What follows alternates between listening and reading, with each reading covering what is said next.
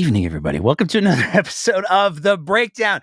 It's September 1st, 2024. We got us, oh boy, do we got us a show tonight. There's a reason it's called the WTAF special because, we came back after the summer break last weekend and we did our first live show in a while and we felt pretty good about it. Felt like we gotten things up to date.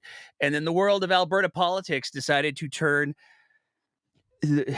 the worst fire hose in the history of fire hoses on because it has been an absolutely ridiculous week. I promise you, though, you are going to want to stay till the end of this episode because we have a very special treat for you all. Compliments. I'm so looking forward to this. Compliments of the office of the Premier of Alberta. Danielle Smith gave us a gift this week, and we're so excited to share it with you all. We even put together a very special closing credits outro thing because that's how special this gift from Danielle Smith was. So let's get into it because we got a lot of ground to cover. There's been some big stories in the last week. We're going to start with the fun stuff, and then we're going to work our way to the barrage of video clips that we need to sort our way through. But to start with, let's start with something fun. Let's start with something uplifting. Let's start by talking about, I don't know, maybe the David Parker. Let's talk about David Parker for a sec, because David Parker, he got fined. Now, there's a lot of people who have been looking at the whole TBA, Take Back Alberta, David Parker, didn't want to give up the records of his donors. Speculation runs rampant. Why? Who these big name donors are. He also didn't want to give up the contents of a bank account. Almost as if that bank account might in some way disclose, I don't know, I'm just speculating here, who funded Take Back Alberta from the start. Was there a vested interest? Was it, we'll talk about that. But reading from the story that was done by none other than the incomparable Johnny Wakefield at Issue Friday were the names of the donors who provided money to Take Back Alberta, as well as records for a Bank of Montreal account used by the group. Last month, Court of Queen's Bench Justice Jonathan Martin gave Parker until August 19th to turn over the documents or provide a formal statement explaining why he did not have access to them. Parker, as we know, did not meet that deadline. His lawyer, Leighton Gray, who is a name in Alberta politics for a long list of reasons, said Parker provided the names this last Friday morning. Justice Maureen McGuire said that while Parker turned over the donor records, he nonetheless failed to meet the terms of the previous court order.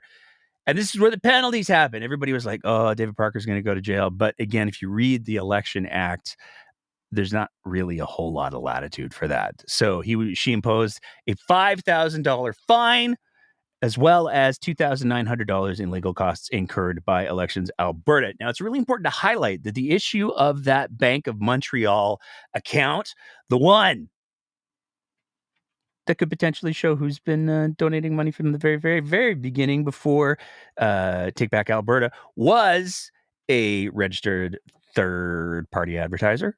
That has not yet been resolved. Redmondson Parker maintains the BMO records exist, but they're not in his possession. Sometimes when you move, it's just you put a thing in a box. You don't know where the box went. The movers, because as many people have pointed out, David Parker, by many accounts, the rumor, the speculation, we asked him about it on the Twitter machine. He did not deny it. He's moved. He's moved out of Alberta. He's not just going to take back Alberta.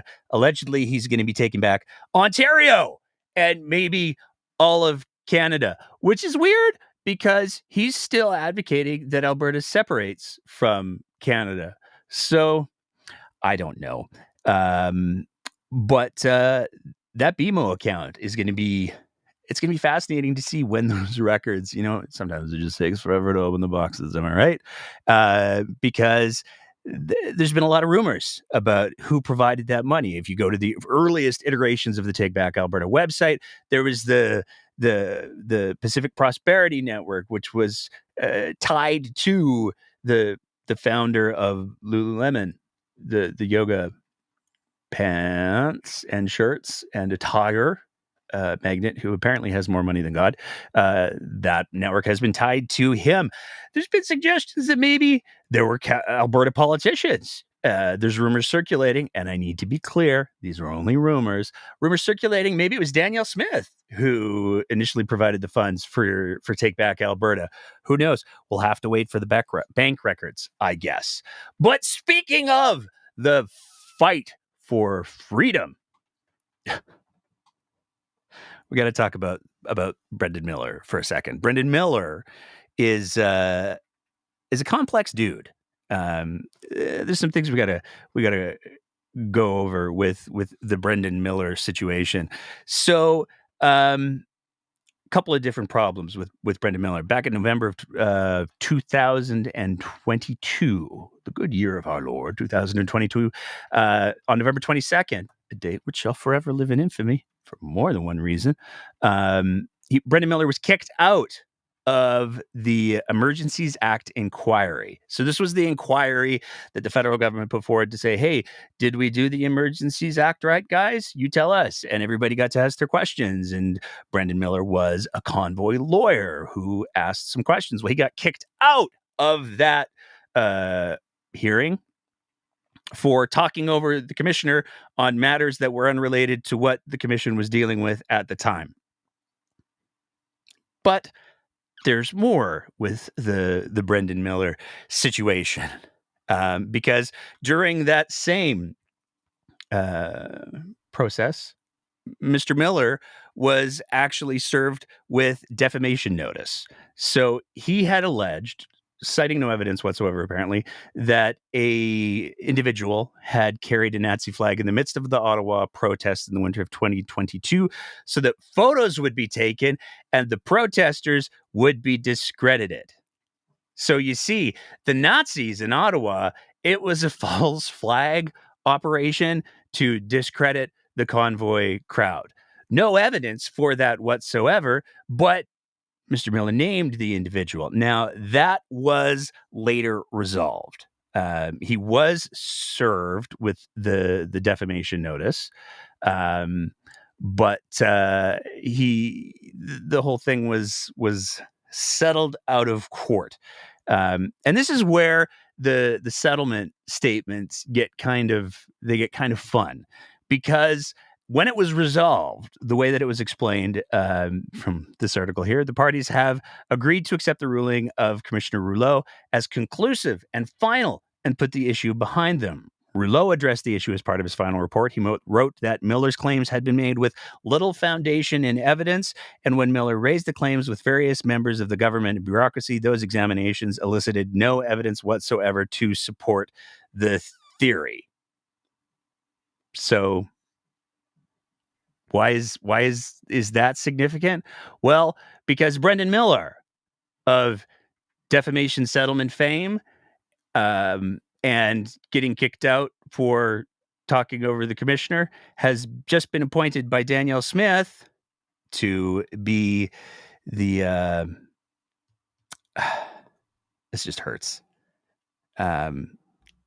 He was appointed by Danielle Smith to be a board member of the Law Enforcement Review Board for term to expire on August 27th, 2027.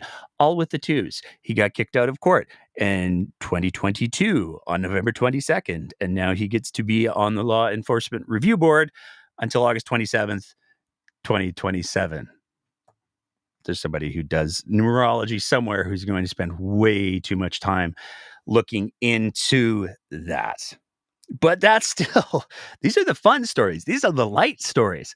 The next one we got to talk about, I thought I wasn't going to get to say this name for a while.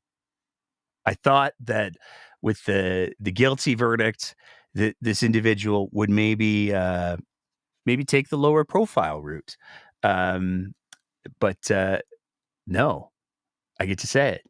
So our next story involves none other than Mark and Van Hugenbos. I know I'm saying it wrong. It's just so much fun to say it that way. Marco van Hugenbos made the news again this week because I'm getting my laughs now because I know that the last half of the show is going to be an absolute slog.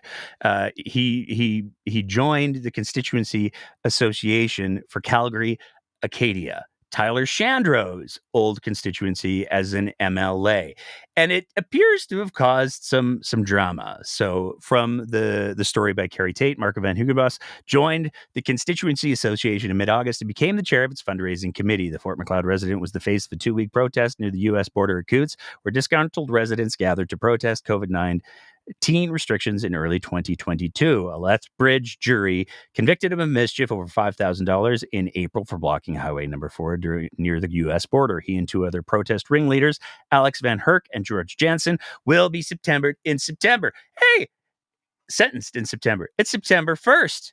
Order your cakes now, folks. There is a rule in the UCP Constitution for constituency associations that allows a constituency board to have on up to 5 people who don't live in that constituency. So to everybody who was like, oh my God, did Marco move to Calgary? No, reportedly, he did not move to Calgary. The constituency made use of this. Hey, we can have people from anywhere on our board. You know who we should choose? The convicted guy. The convicted guy who held an insurrection at the border where there were guys who had body armor and guns and who the judge has said believes that they were there to prepare for war, a shootout, something like that. That story came down this week too. But yeah, let's go with Marco, the convicted guy. His sentencing's coming up in 3 weeks. That'll probably get us some free media, I guess. But where it gets interesting is on Tuesday, Tyler Shandro resigned from that board. And Shandro cited in his letter, his statement, he cited work and family commitments. Now, there's probably no question that Shandro's going to be pretty busy, what with his role on the board of Covenant Healthcare and all. Oh, yeah, we're going to get to that too. But the rumor, well, it's not really a rumor. What we've been told from a couple people very close to the situation is that Shandro's motivation for stepping down was less to do with, the Covenant Health, I'm going to be so busy helping the board take over all of the hospitals in Alberta. It was more apparently there's some friction between him and Marco. So Tyler Shandro stepped down because Marco was on the board. So there's that fun little piece. And now we start to get into the other things. So we got to talk about the Bill of Rights, the new Alberta Bill of Rights. Now, Danielle Smith has been talking about the fact that there's going to be a new Alberta Bill of Rights for a while. She's credited former reform leader Preston Manning with coming up with a clever little loophole. We'll talk about that later too. Right now, we're just going to talk about the Bill of Rights part. So this is where it gets kind of, wait, what? There's a group from the Premier's riding, her constituency, in Medicine Hat. Now, that group apparently is not familiar with the terms white hat, black hat. White hats generally are assorted as, they're considered the good guys. They're the white hats. The white hats are coming. They're going to do the good things. They're here to help. Colloquially speaking, black hats are the opposite of that. They're the bad guys. They're the ones who are coming to wreak havoc. They're the ones who are mean to bad. And for some reason, this group from Danielle Smith's constituency decided to call themselves In 2024, mind you, the Black Hat Gang. I'm not making this up. You can Google it. This is all real. I'm sorry. They call themselves the Black Hat Game. They met with senior government officials and proposed, what if we did a new draft of the Alberta Bill of Rights? And the Black Hat Gang wants to include in this Bill of Rights a bunch of new rights that aren't part of Alberta's current Bill of Rights. Now, Danielle Smith likes to say, "Oh, the Lahey document, the Bill of Rights from 1972, delightful document, but it's so old. It's so outdated. Well, it was last updated just a couple of decades ago, so not actually that old. But this is important background to where we go next in this whole debacle, because on August 29th, 2024, the hard right pro-life news organization, who decided to just wear their bias out loud because they're literally called Life News. So, hey, I wonder what they like to talk about most. Do you think maybe it's abortion? I think maybe it's abortion. It's abortion. They have a considerable bias, but they published a story, and their factualness is not great on the rating of the truth. They're scored as having a pretty high bias on the sites that score media biases. But there's some interesting things in this story that are worth highlighting. The first one is they haven't been forced to retract the story yet. So typically when and we've seen this happen with this government. When CBC published a story that Danielle Smith didn't like, she said, "I'm going to sue you." The Western Standard has on a couple occasions, and one in just the last couple of months, published a story where Danielle Smith said, "Yeah, we're working with Western Standard to get that corrected because that's false." Life News hasn't retracted their story yet. And there's two paragraphs from the story that people should pay attention to. And there's some important things that we got to keep in mind as we go through some of these things. So the first paragraph that we want to draw your attention to is paragraph 1. This is the one that got everybody really upset because it claimed that in the new Alberta Bill of Rights was going to be the paragraph that said all living persons within Alberta have the God-given right to life. A living person includes all people at all stages of life, from conception, gestation in the womb, to birth, and throughout their life up until natural death. Keep that in mind.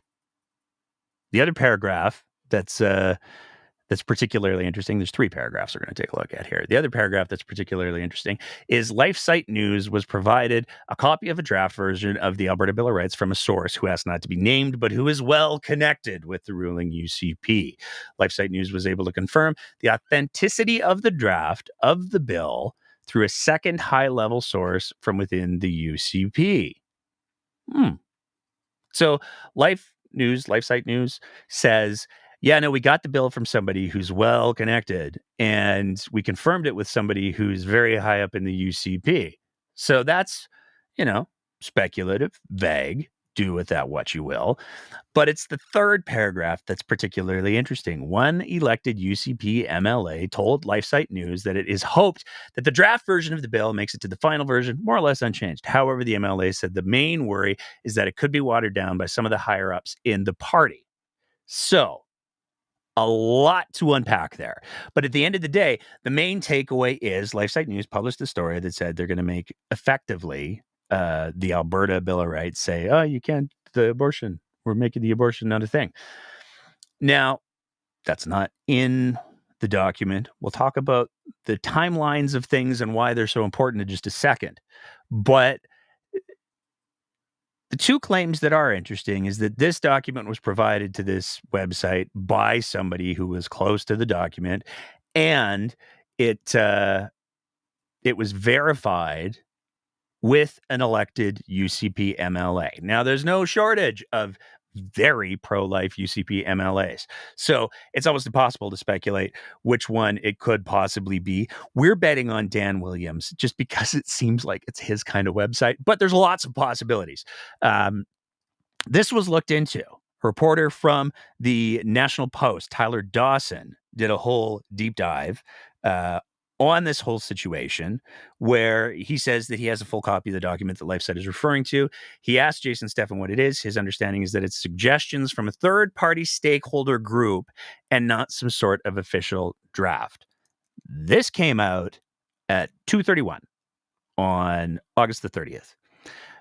Continuing on, I also asked the Premier's office what it is. Here's what I got from Justice Minister Mickey Amory's office. The document is not a draft of the Alberta Bill of Rights, nor is it an official document related to it in any way.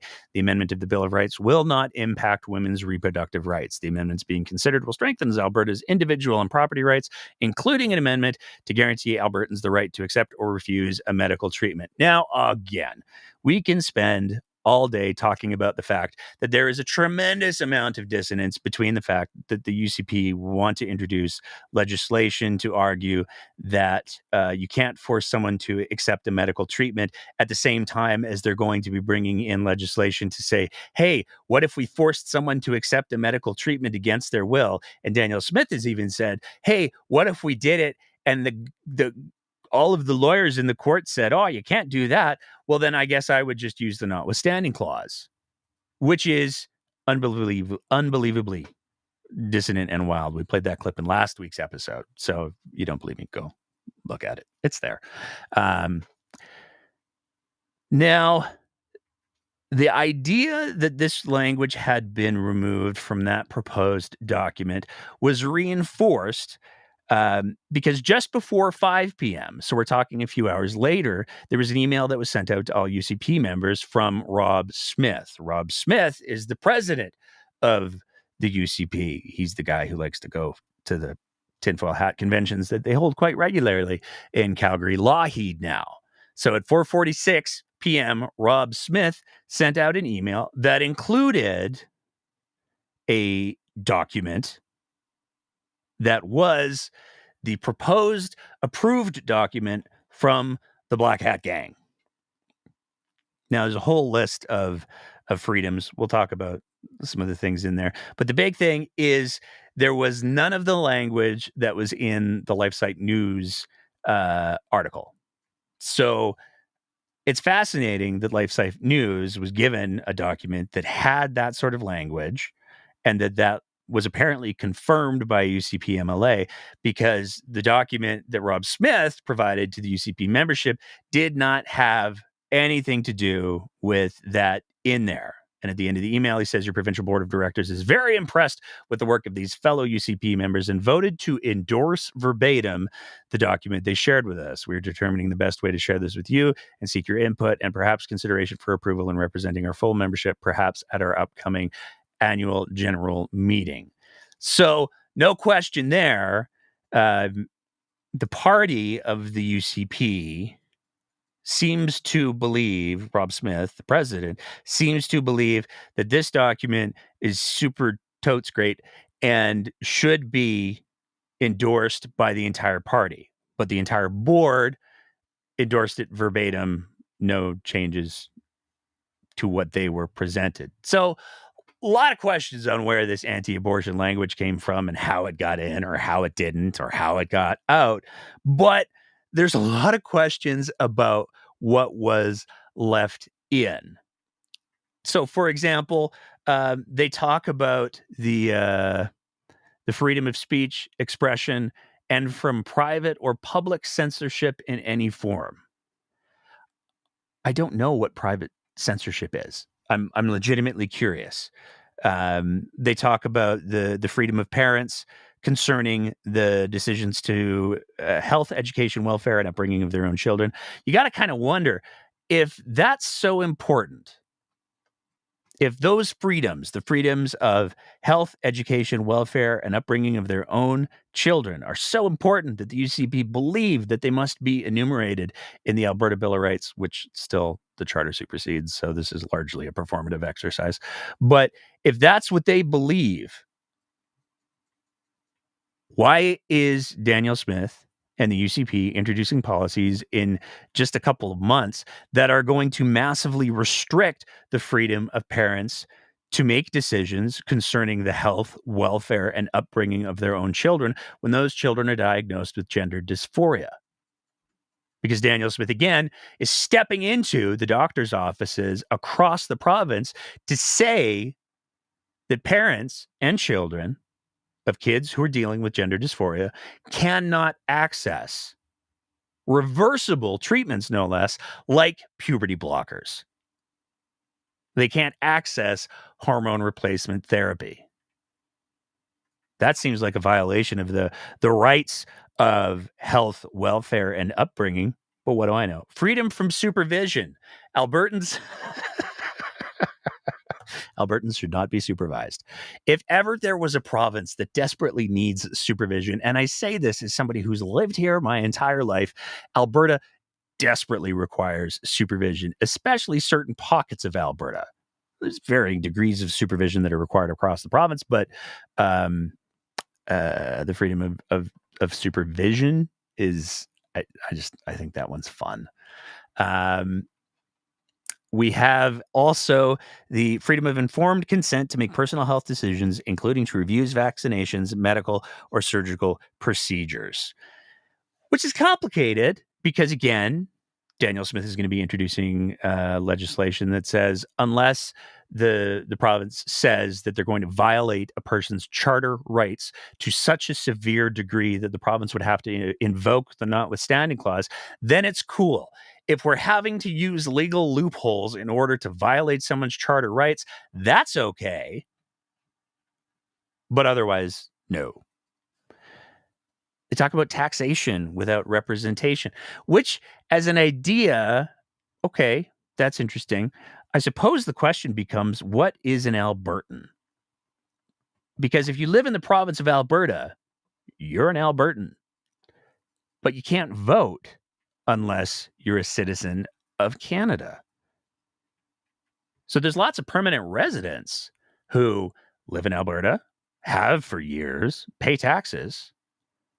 Is the UCP saying that all of those permanent residents should be given the right to vote? That everybody who lives in the province of Alberta who pays taxes should be allowed to vote? It's a fascinating argument. They have a discrimination clause as well, which is pretty wild.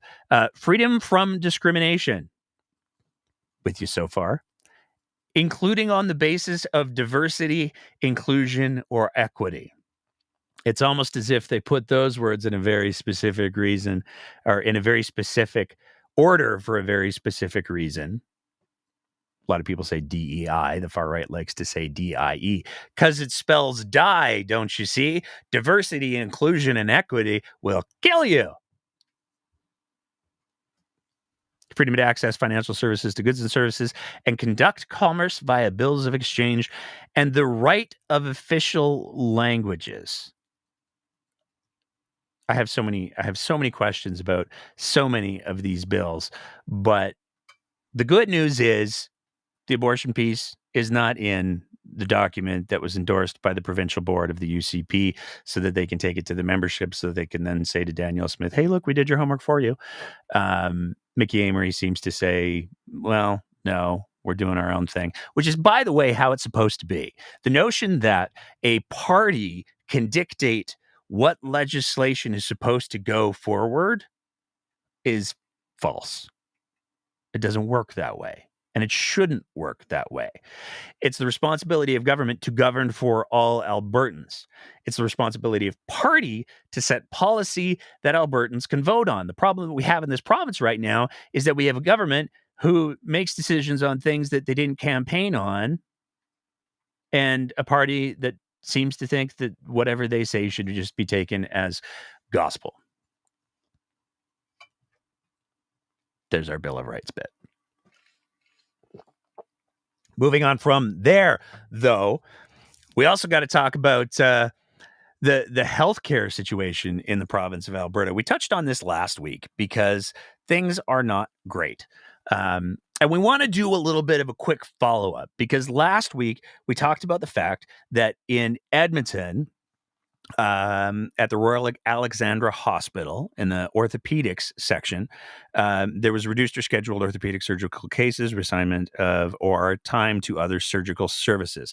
Now, this started back at the beginning of July.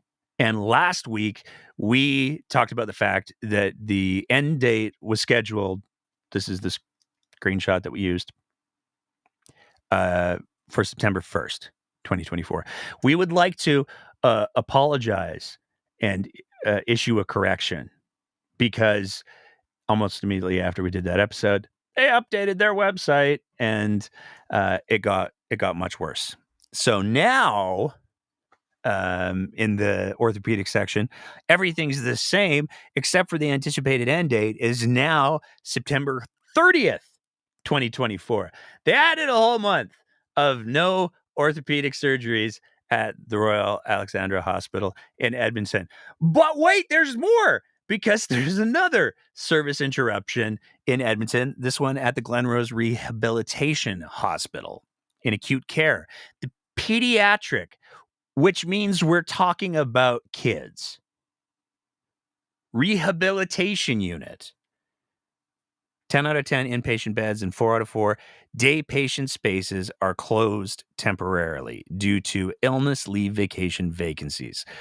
Start date of August 24th, 2024. Anticipated end date of August 31st, 2024.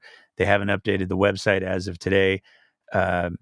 Tomorrow is scary, let's just say. But tomorrow is Alberta Day, so, well, it's the Alberta Day celebrations. Today was technically... Wait, it's not Alberta Day, it's Labor Day. We just rebranded it because Jason Kenney had an inferiority complex around Alberta, I guess.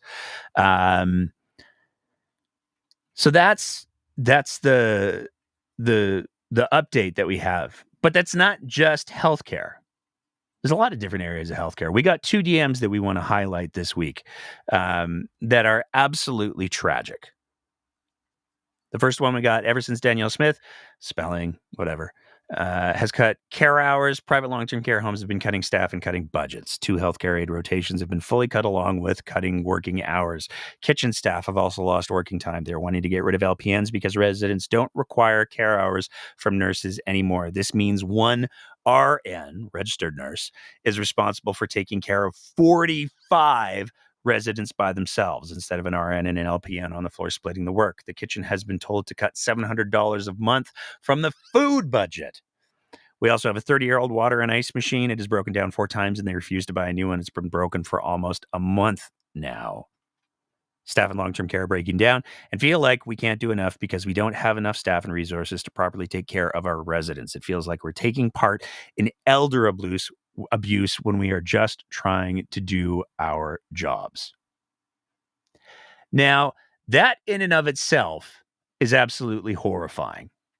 And you might think to yourself, the ice machine, every time I go to the Holiday Inn, the ice machine never seems to be working. I don't get to put the ice in my drinks. Oh, well. But ice in a facility for long-term care has a lot of different applications. Not just to making sure that the drinks are frosty fresh, but also in things like pain management, cold packs. There's lots of different things that ice get used for in long-term care facilities. And for residents to not have access to an ice machine does have a really serious impact.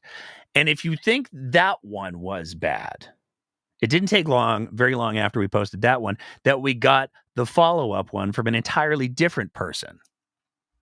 This person said, regarding this post, they were citing that one I just read to you.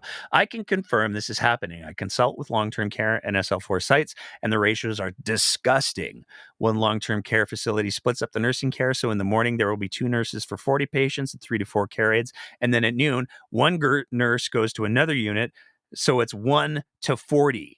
These patients often get UTIs or bladder infections, urinary tract infections, falls, etc. They aren't able to manage medically complex patients, but have little to no staff. The staff work incredibly hard, but the burnout is evident, which also impacts the residents. The government treats seniors like crap, and the staff are fearful to speak out out of fear of losing their jobs, and family members often don't understand staffing ratios and will blame the staff for limited care instead of looking to the sites for an explanation as to why nursing ratios are so poor.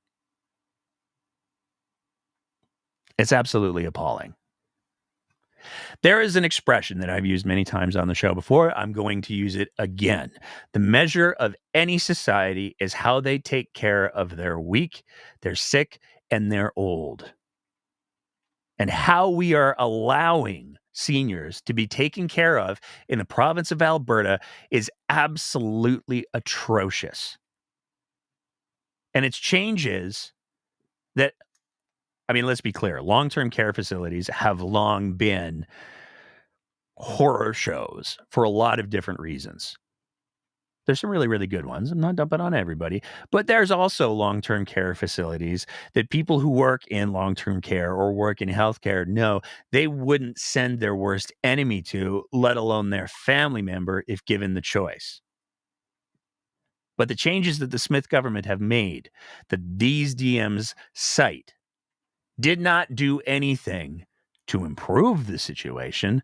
They did something to make the situation exponentially worse. But that's not all that's been going on in healthcare lately. Recently came out in a tweet by the president of the Alberta Medical Association, Dr. Paul Parks. And this gets relevant. Interesting fact, Alberta is currently struggling with severe hospital overcrowding, and general internal medicine, GIM teams are drowning. Covenant Health Hospitals in Edmonton, he's talking about, are the two sites that have capped services and are or at risk of losing their GIM services. Now, if you're wondering to yourself, oh, what does capped mean? Are they all wearing fancy hats? No. Capped means that they have stopped taking patients. They have simply said, we will not take any more patients. Thank you so much. And all of those patients that would be going to general internal medicine in the Covenant Health hospitals are being pushed over to Alberta Health Services, which is pretty significant because it's hard to imagine a hospital that just says, nope, we're full. But Covenant Healthcare in Edmonton is saying, nope, we're full. You're going to notice a bit of a theme as we go through the show with Covenant Health, because remember how I said Tyler Shando is going to be super busy because he's just been recently appointed to the board of Covenant Health? It's the same Covenant Health. This was followed up by a tweet, but from the Alberta Medical Association on August 30th, general internal medicine in the Edmonton zone has been completely overrun with no capacity for new patients. This is happening as we're heading into the Labor Day weekend with respiratory virus season just around the corner. We need urgent action. When the Alberta Medical Association has to go on the Twitter machine and say, we have no capacity for any more patients in general internal medicine, which is a pretty broad category, it's pretty clear that the people who are in the positions of power aren't listening. You would think that when you hear the hospitals are full, general internal medicine can't accept any more patients, that specialty has hit its max limit, you would think that the same Danielle Smith, who lit her hair on fire because she didn't understand the difference between having beds on standby for ICU beds during COVID and actually having empty beds being attended to by nurses doing nothing. There's a big difference between those two things, but she said that she could make the ICU beds materialize out of nowhere. You would think that the Premier of Alberta would have something to say about the fact that hospitals in Edmonton literally can't accept any more patients for general internal medicine if they're Covenant Healthcare. Alberta Health Services has no choice but to find ways to accept those patients, which means that people are getting overworked. It is not the standard of care that a province as wealthy as Alberta should aspire to, but it's the standard of care that is currently being delivered. Moving on from there, We're going to talk about. Okay, so we got to talk about the town halls. Danielle Smith has been traveling the province, and she's been doing these town halls where she has been making all of the policy and legislative announcements that you would expect to see come out of as a press conference. But as you'll see a little bit later on in the show, press conferences have gotten a little bit uncomfortable. They have these days.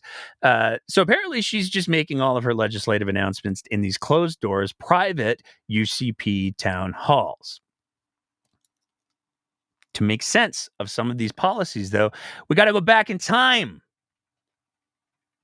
All the way back to October 23rd, 2021, at a conference that, from the best we can tell, was held in the worst wallpapered conference center that we've seen. Like, here's the thing: I'm colorblind, and the backdrop in this video hurts me.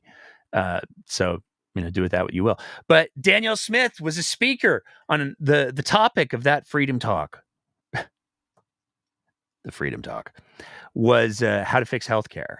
And Danielle Smith was a speaker. And if you want to understand where Danielle Smith's getting the ideas for these policy things, it's really, really important to pay attention to this particular conference because the ideas are not new.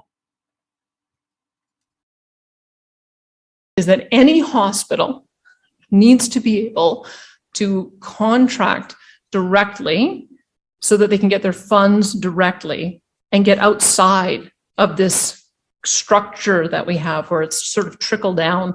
Whatever finally makes it to the front line, whatever decisions will finally allow you to have, will let you have. We already have a mechanism to set up private surgical centers. So imagine if High River Hospital, which does most of the hernia operations, by the way, in Southern Alberta, what if they said, you know what, we don't need to be under the umbrella of Alberta Health Services. We'd like to charter directly with Alberta Health Insurance and get our money directly. And you give a global budget to pay for what you would expect the emergency room to be on a traditional basis, but then they get paid based on activity. If they're able to do 1,000 hernias, they get paid on a per patient treatment for 1,000 hernias. If they're able to change their operations so they can do 2,000 hernia operations, then you allow the funding to follow through. None of these things would be outside the realm of what is currently possible under the Canada Health Act. You give money to Alberta Health Insurance. It's a separate entity. It's a government entity, so it's publicly administered. They are forbidden from running any programs or any hospitals themselves. Alberta Health Services becomes the contractor.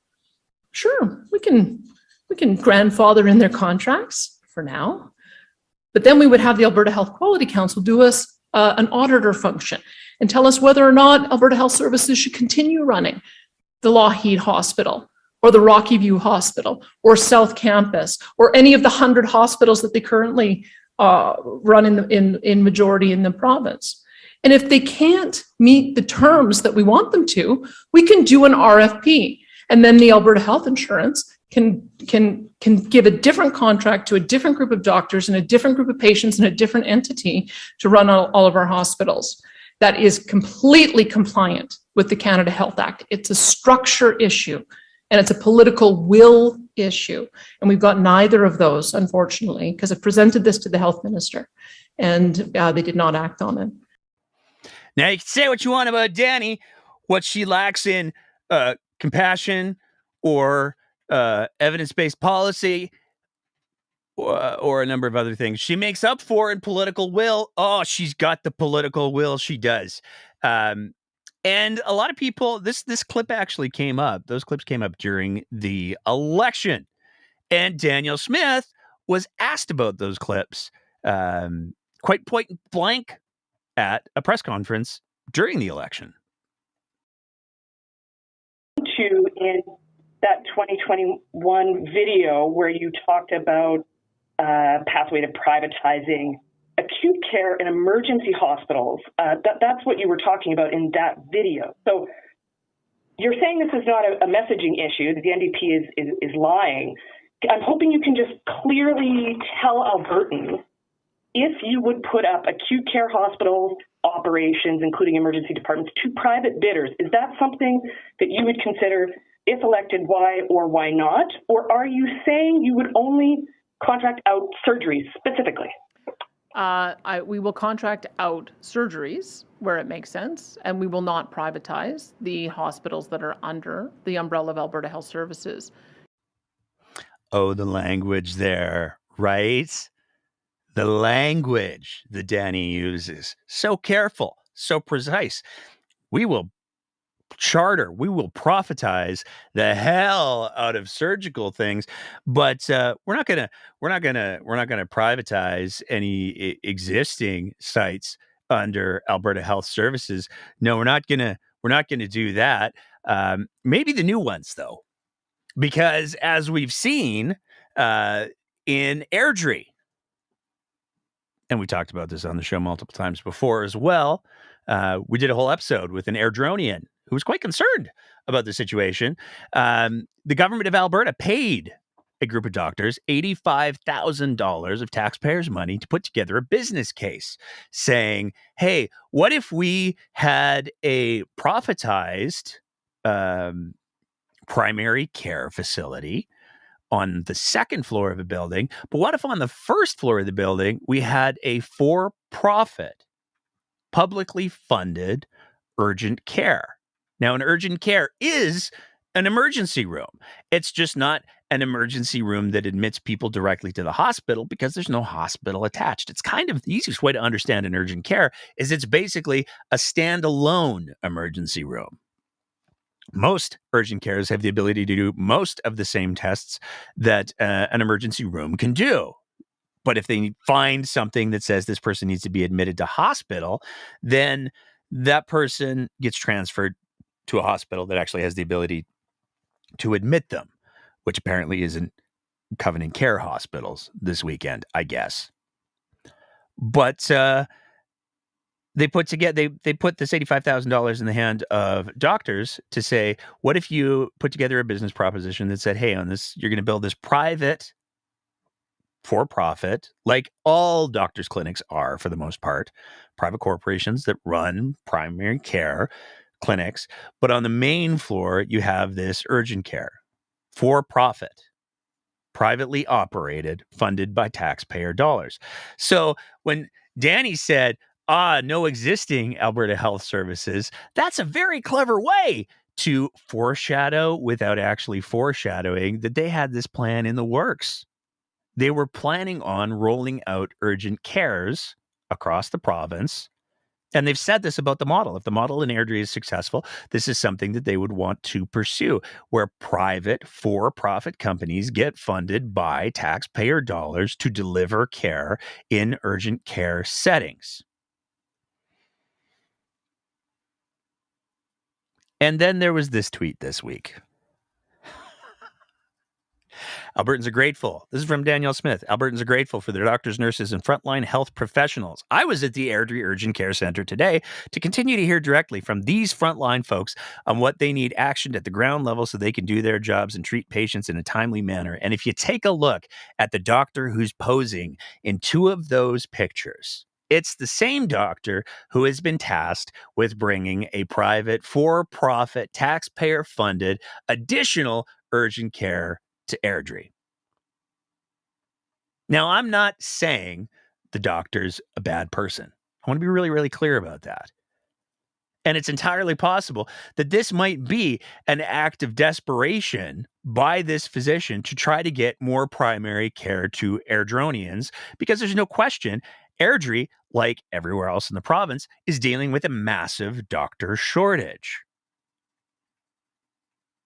But to piggyback in the urgent care piece is a massive departure from how emergency care has been provided in the province of Alberta. And the fact that Danielle Smith went shopping with $85,000 of taxpayers' money to try to make this a reality should give everybody some pause. And that brings us to the next piece. Because Danielle Smith, with her town halls, there's a couple that have been live streamed. There's a couple that have been leaked, some might say. And at a recent town hall in Drayton Valley, Danielle Smith had some very big thoughts about what she wanted to do with hospitals in Alberta. It's divided based on function. Primary care is going to be sort of a separate function. Assisted living is going to be a separate function. Mental health and addiction is a central separate function. And acute care is a separate function. We need Alberta Health Services to focus on delivering the best care in the 106 facilities they operate for us. They have been distracted trying to run everything else. So we're taking away all of their excuses.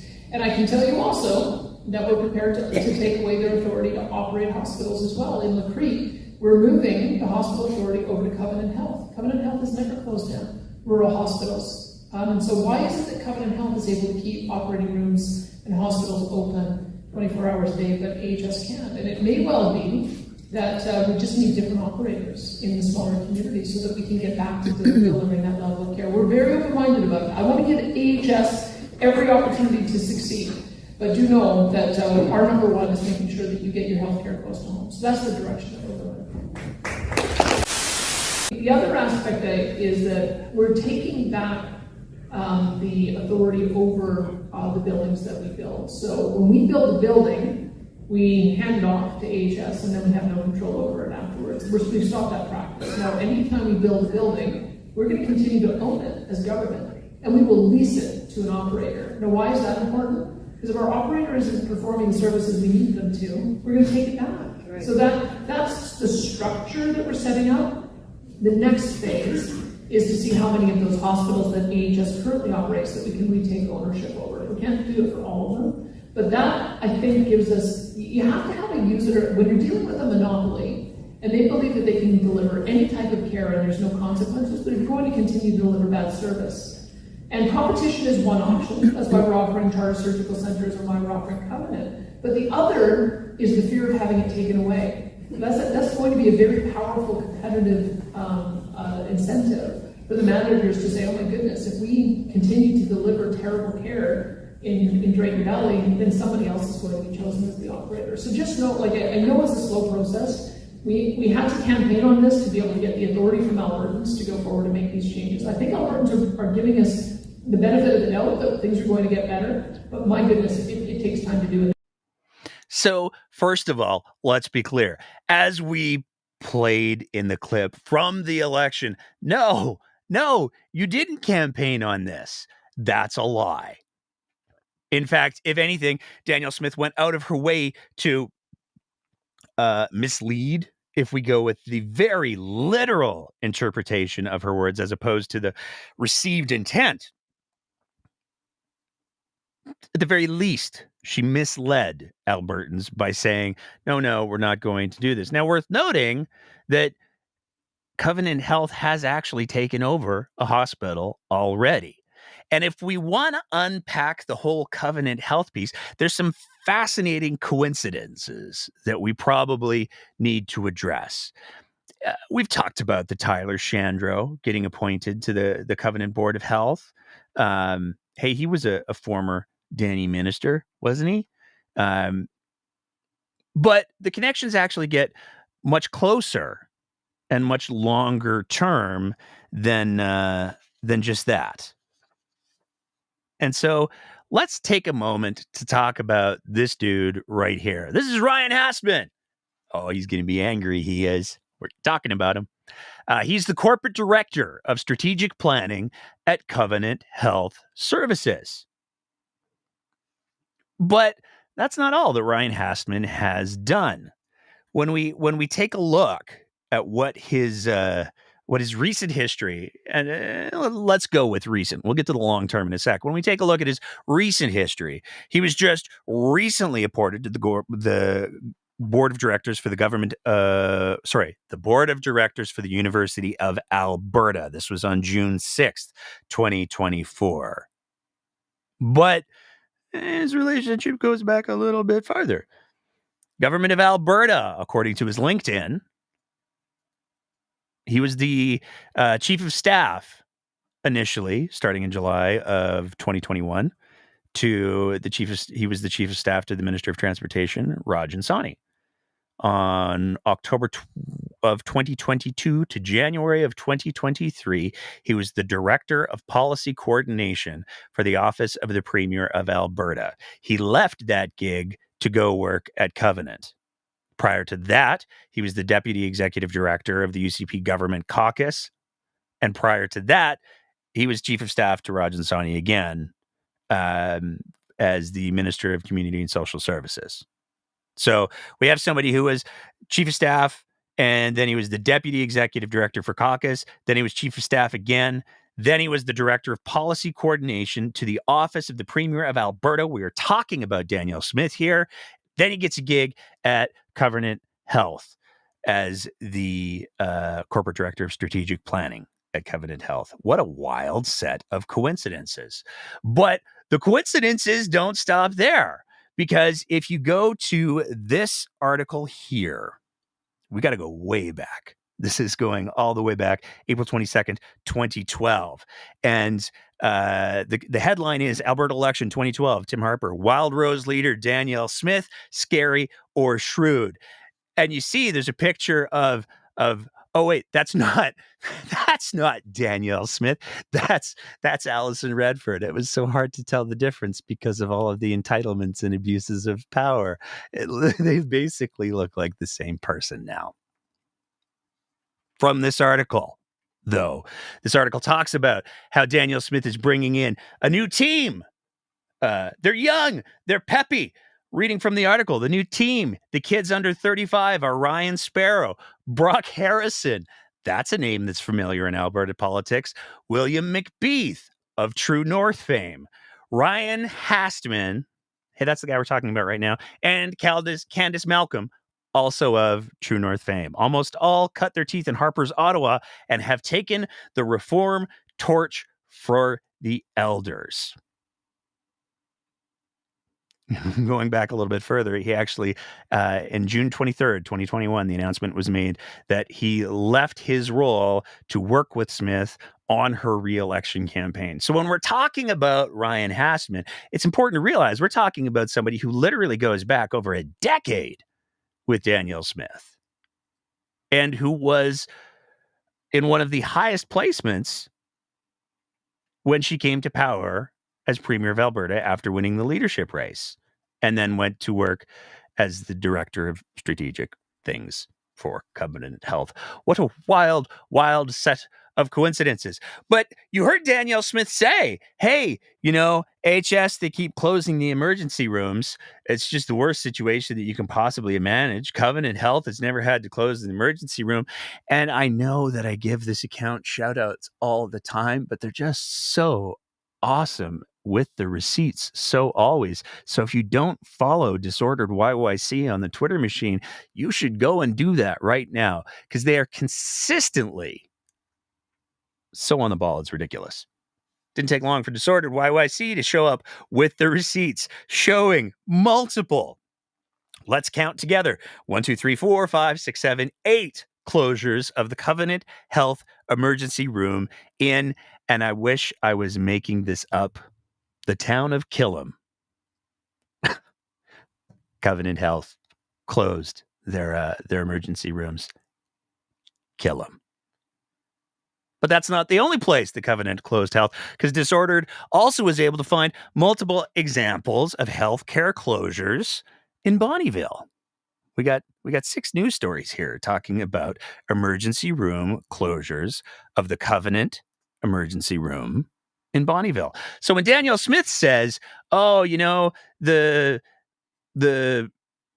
Covenant folks, they've never had to close an emergency department," she's lying. It is so wild to me that multiple times during a show, I can say Danielle Smith is lying to you with no fear of any legal repercussions, because it's demonstrably true. Danielle Smith lies to Albertans all the time with alarming frequency for a premier of a province. It's mind-blowing.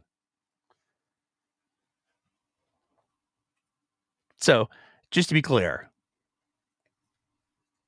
good long-term relationship with the strategic director for Covenant Health. Covenant Health does close their ERs. They have been capping their ERs, and that's the thing. Let's go back again to that tweet from the president of the Alberta Medical Association. And it's really, I want to be really clear here. I don't think that any level-headed person could look at this tweet and go, oh, this is Dr. Paul Parks dunking on the physicians or the healthcare workers who work at Covenant. That is absolutely not what's happening here. Okay? I want to be really clear about that. But again, interesting fact, Alberta is currently struggling with severe hospital overcrowding, and general internal medicine teams are drowning. Covenant Health hospitals are the two sites that have capped services and or at risk of losing their GIM services, general internal medicine services.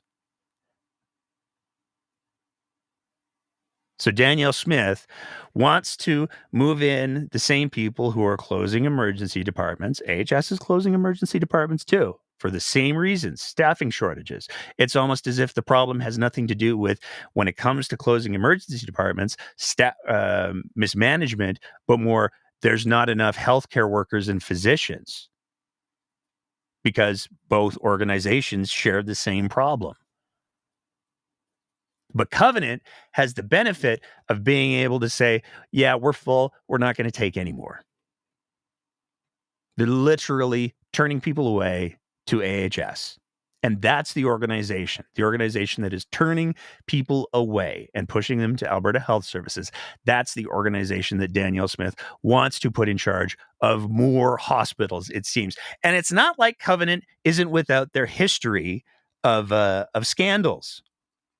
Back in 2012, there was a scandal because Albertans were paying liquor tabs for health executives with Covenant Health. Covenant Health bosses bought expensive bottles of wine, meals at taxpayers' expense. This is the kind of thing that Danielle Smith criticized the PC government for. But apparently, that's exactly the kind of thing that she wants to bring in now. And it's also worth remembering that when we're talking about the existing healthcare system, we are talking about a healthcare system that was quite literally the envy of the world. In 2018, Alberta Health Services was identified as being one of the top 5 most integrated healthcare systems in the world. And that's a good thing, because as we've addressed on the show before, integrated means less barriers for patients who need to access different types of care. And that's a critically important thing to understand, because that is exactly what Danielle Smith is in the process of taking away from Albertans. But there was a lot more that happened at those town halls. She had some thoughts about sheriffs and prosecutors and those pesky judges. For the Crown prosecutors, right? They really are so independent that I don't think there's any oversight, which is such a weird thing, because we do have more oversight over police, because we have police commissions. So we've got citizen groups that oversee police, and we're setting up that structure for our CMP as well, you've probably seen. We've also decided to create our own police force out of the sheriffs, so our sheriffs now have policing functions, and we'll be developing an oversight provision for them also. But I'm a bit stuck on how we give the oversight to the judges and how we give the oversight to the Crown prosecutors as well. Let's be clear. And it blows my mind that I need to say this, but let's be clear. Judges are the oversight. The courts are the oversight. The fact that Danielle Smith doesn't seem to be aware that the court systems with the judges is where the validity of laws gets decided is pretty stunning. And it should be pretty terrifying to most Albertans that what she seems to be saying in that clip is, you know, we got good control over the cops. We got really good oversight on them. But the Crown prosecutors, man, I really wanted to help Arthur out there, and I couldn't get there. Makes me real sad, because we should have much better oversight on the Crown prosecutors, but we don't. Also, the judges, man, why can't we get some good political control over the judges? It's so frustrating. Obviously, I'm paraphrasing wildly, but that's very clearly the intent of what she's saying there, which is pretty problematic. But she brags about the oversight that she's got over the sheriffs and the RCMP, but that wasn't the only oversight that she bragged about at that town hall. We've replaced the board of the Alberta Energy Regulator. My energy advisor from 2009, Dave Yeager, who's a service guy, and he knows every aspect of the industry. He's my representative on the AER board. Plus, he advises me directly. If you want me to connect you with him, because he's at the center of making the changes that I need him to make at the AER, that might get you what you need in terms of making sure that we're implementing ideas from somebody who has a base of knowledge and interest. Now, we've talked about Dave before, and apparently we have to talk about Dave again, because Danielle Smith is saying, not just is Dave Yeager on the AER board, he's her representative. He's her voice on the board of the AER. The AER, which is the Alberta Energy Regulator, which is in theory supposed to be arm's length from the government, because they're supposed to be the ones who say, here's how the energy regulation should work, independent from government. We've done a whole thing about the coal mines and the interference in the AER's process, or the apparent interference, I suppose I should say, in the AER's process by Brian Jean and who knows who else within the UCP government to try to make an Australian, the richest person in Australia, even richer, mining out our mountains and dumping selenium into the water supply. That's why the AER is supposed to be arm's length. That's why the AER is supposed to be objective. But Danielle Smith is bragging about the Dave Yeager. So let's take a little trip down the Dave Yeager memory lane, shall we? Because there's some things that we probably need to talk about. Dave Yeager is, of course, the gentleman who Danielle Smith gave 2 sole-sourced contracts to. Those sole-sourced contracts, one of them for $60,000, one of them for $136,000. The first one was for his work from 2022 to 2023 on the Advisory Council on Alberta's Energy Future. The next one was for the vaguely worded professional services. And for that one, he got $136,000. Now, of course, it's also important to remember that Dave Yeager, by his own words, is the person who brought Danielle Smith into his Wild Rose. We've referenced this LinkedIn post a few times where he opens with, I met Danielle Smith 14 years ago when we asked her to consider becoming leader of the Wild Rose Party. He then talks about how he mentored her and talked about how she learned so much, how they talked about the absurdity of fossil fuel subsidy allegations, all the baloney behind Build Back Better, Just Transition, and Resilient Recovery. Dave's a big Danny fan, maybe because Dave ran for Danny in 2012 as the Wild Rose candidate against the progressive conservative candidate at the time, Jason Luan, in Calgary, Hawkwood. So Dave Yeager and Danny go way back. But Dave's not only been making mad bank from the sole source contracts, he's got a lucrative little writing side gig as well, because he did quite a few articles for the Canadian Energy Centre, the Alberta, the Canadian War Room. Those Bigfoots, we must get them under control. He wrote multiple articles that presumably he got paid for, again, out of the taxpayers' money, writing for the Canadian Energy Centre. And this is where we're going to take a little detour, because we took a look at we were looking for the sole source contracts because we knew they were in there, but we wanted fresh screenshots. And we wanted to see if Dave had gotten any other sole source contracts. Now, the sole source contracts haven't been updated in a little while, but there are some pertinent ones that kind of jumped out at us. And we couldn't immediately put our finger on why, but we want to share those sole source contracts because per executive council, this is Danielle Smith's office, she's given a contract to a Cody Siona. Sorry if I'm saying your name wrong, Cody. Cody got $111,000. Steve Rennick got $425,568, and Uremco Energy Consulting Limited got $425,568 as well. So this is almost $1 million in contracts. What are all three of these contracts for? They're for the continuation of energy development and advocacy work and developing of the Alberta Energy Information Portal. And that's what made us go, that's why those names are familiar, because if you go to an old copy of the Canadian Energy Centre, the management of the Canadian Energy Centre was Steve Rennick, Deborah Uremko, and Cody Siona. So they have one employee and they have two managers. So good work if you can get it, I guess. But there's more. There's always more. Because we also saw Danielle Smith had some relevant comments that are directly related when she went on Your Province, Your Premier last weekend. And because of the fire hose that we had going into last weekend show, we didn't get a chance to pull all of these.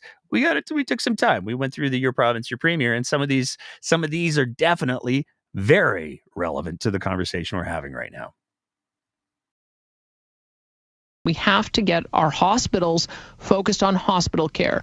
They shouldn't be focused on mental health and addiction or homelessness or people who should be in assisted living or long-term care. And that's how we're separating the system, is that we want Alberta Health Services to be laser focused on delivering efficient, effective emergency care and efficient, effective surgeries. And they can't do that until we start creating other authorities to take all of those other things off their plate. That work is just beginning, and we'll begin to see more progress in the next year.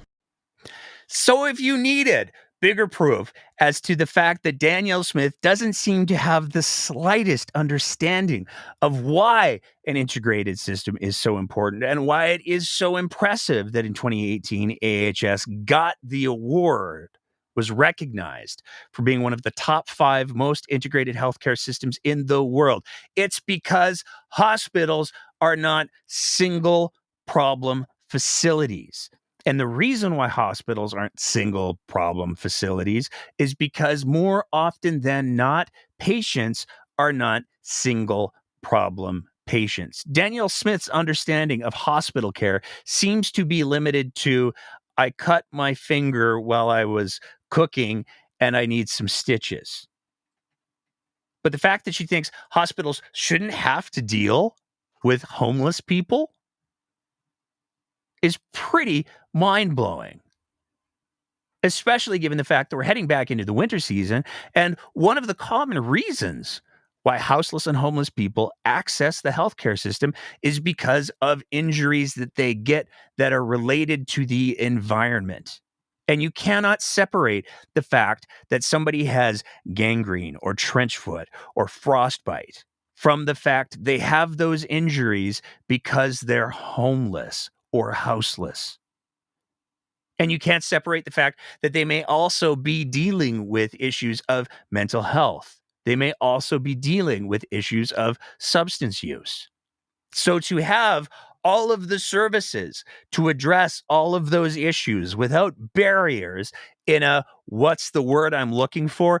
Oh, right, integrated fashion is something that benefits patients and it benefits taxpayers because patients are able to access those services all under the same roof, saving themselves time, saving money.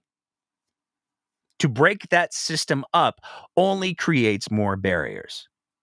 But the notion that patients, the vast majority of patients, are accessing hospitals only because of one problem is either profoundly misinformed, profoundly naive, or deliberately misleading. And none of those options are great choices for the premier of a province. But that's not all she had to say about hospitals and healthcare. different categories of patients that you have to look at who have different needs. It all comes down to, are you of sound mind and of an age that you can make your own decisions? And so that's part of how we're looking at issues of surgery when it comes to minors, is they have to be old enough to understand the consequences of their decisions. And if they aren't old enough, then their parents make the decisions on their behalf. That's sort of a time-worn practice that we've had in our society, that parents are the ones who make decisions on behalf of their minor children. So that's one. The second one, though, is being of sound mind is really important. I mean, I've talked to former addicts, and one of the things they will tell me is the next thing that they care about is where they're going to get their next fix of.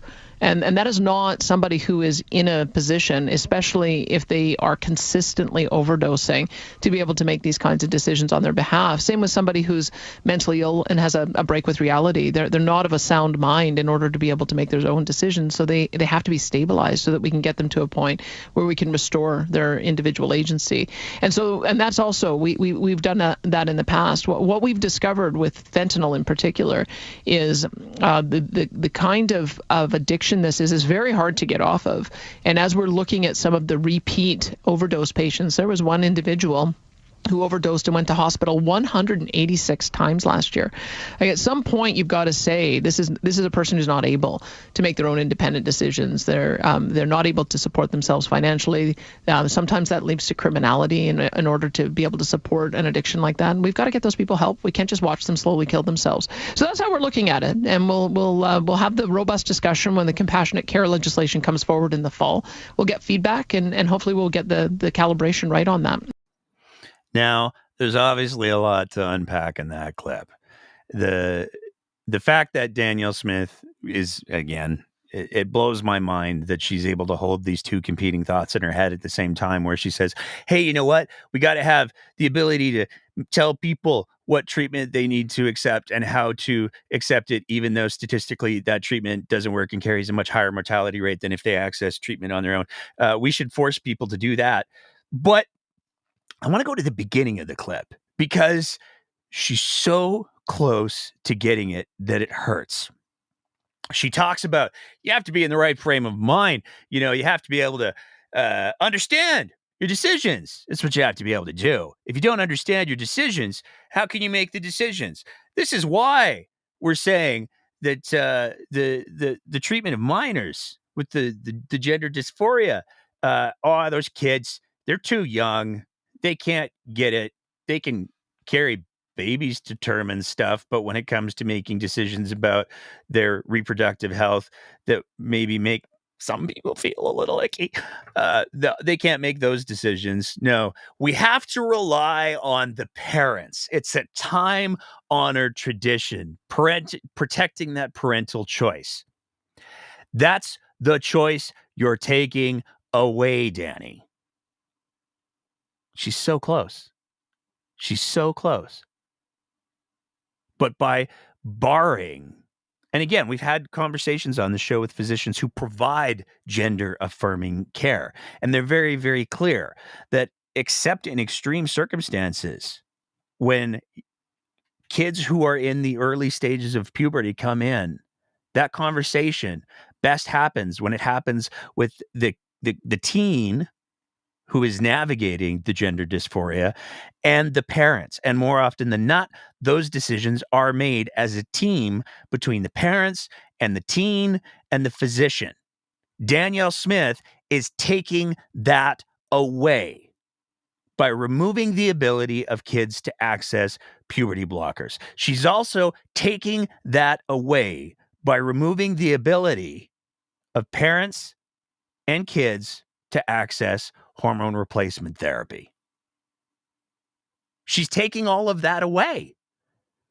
But she can say, parents need to be able to make the decisions because kids can't make the decisions on their own. If Danny's logic was to hold that kids don't know what they want, then if a child says, I'm hungry or I'm thirsty, that information is meaningless because it only matters what the parents say. And apparently, in Danny's universe, you can only give the kid the food and the drink that she approves of. But we have one more clip from your province, your premier. Before we do, though, there's one little thing that we want to highlight really quickly, because harm reduction. When Dani talks about her compassionate care, she's trying to find a solution that will provide immediate treatment. It's not, though, of somebody who's dealing with mental health and addictions issues. The Compassionate Care Act is targeting specifically people with substance use issues, as if there are no tools to address that and the societal issues that she's talking about. Well, in the wake of Doug Ford in Ontario saying that he was going to close a bunch of supervised consumption sites, some fascinating data came up. CTV did this story on August 27th. Toronto neighborhoods with drug consumption sites saw many types of crime drop. Supervised consumption sites lowered the rate of crime in the areas around them. And they actually went on to show the exact data. So when we're talking about neighborhoods with sites, there were some increases of assault. It went up 22%. But, and that sounds bad, but in areas that didn't have supervised consumption sites, it actually went up 24%. Now, neighborhoods without sites also saw a drop in robbery. Robbery went down 9%. But in areas that had supervised consumption sites, the drop was 40%. 4 times decrease in robbery in the areas that had supervised consumption sites. So it's pretty clear, if you want to address the criminality, there are effective tools to do that don't involve running roughshod all over the Charter of Rights. But let's get to the last bit of your province, your premier. Their healthcare system when patients like Stephen Wong from Edmonton do not even see an oncologist when he's diagnosed with gastric cancer. Instead, he and his family are left to deal with it on their own until his recent death. And Linda's comment was, the government says we've hired more oncologists, but the doctors are saying it's to replace those that are retiring and or leaving. Someone is not being truthful here, and I'm pretty sure the doctors know how dire the situation is. Please ask this question. One of the things that I've discovered, and I'm still trying to get to the bottom of it, is why we train so few oncologists in the entire country. So I understand that it's, I think, 25 oncologists that get trained in the entire country at a time that we've got an aging population, higher incidence of cancer diagnosis, but also higher longevity. And so every time you have a cancer patient who survives, they remain on that patient roster to make sure that they get 5 years clear. And so my big question is who makes the decisions about how many oncologists we hire? And so I've coordinated with my provincial counterparts at the last Council of the Federation meeting to see if we can take a look at a few things, because we're not graduating enough oncologists, we're not graduating enough anesthesiologists, we're not graduating enough primary care practitioners. I even found out from the HSAA when I met with them that there's one particular very unique profession in the health sciences that we don't train here at all. We actually rely on New Brunswick to do the training for us. So I think that there has been, unfortunately, an attitude that I think began in the 1990s. And I remember it clearly because I just started getting in politics at that time, that someone said, well, gee, doctors become centers for driving costs. So if we graduate fewer doctors, we'll control costs, which is bananas, because you need to hire enough doctors to manage the patient load. So when I think in British Columbia, they have done a full review of what they need from a personnel point of view. Every single province is going to need to do that. And then we're going to have to coordinate through our universities to graduate more, because we're all fighting for the same people. And it's clearly not enough. I've also been told recently, I've met with the Alberta Cancer Board and others who've been involved in cancer in the past. There's a foundation that exists, even though cancer was absorbed into Alberta Health Services, that there are a number of different auxiliary types of professions that can also help to provide these services. And so we've got to take a more structured approach on on how we deal with this. And it may well be that is another area of concentration that we need to pull out so that we can get the kind of a effort and coordinated attention on this. But it's a broad-based national problem, I think, rooted in the fact that we're just simply not graduating enough in this profession. You don't say. That possibly the reason why there's not enough oncologists is because there's not enough oncologists. What a revelation. It's almost as if there's a shortage of healthcare workers everywhere, which, to Danny's credit, she's picked up on. There is a shortage of healthcare workers nationwide. But to say, oh, we're just not training enough oncologists, we're just not training enough family physicians. I mean, that's true, but you should maybe address the reasons why. Oncology is a challenging field to go into for a whole list of reasons, and it requires a very special type of person to be able to provide that type of care to that client base. But it's also really important to remember that the field of healthcare, speaking in the broadest of terms, has been under assault in no small part, quite literally, by Danielle Smith's own party. I made jokes about the tinfoil hat conventions that Calgary Law Heat has been having with quite a bit of regularity. But it hosted people who, some of whom have made accusations that everybody at AHS is a pedophile, which is demonstrably false. But those are the voices that Danielle Smith and the UCP are elevating. Those are the voices that Danielle Smith and the UCP, if you can imagine such a thing, are granting legitimacy to. So it's no surprise that there's a lot of people who are looking at the situation in healthcare, which many people argue a lot of healthcare professionals are grossly underpaid.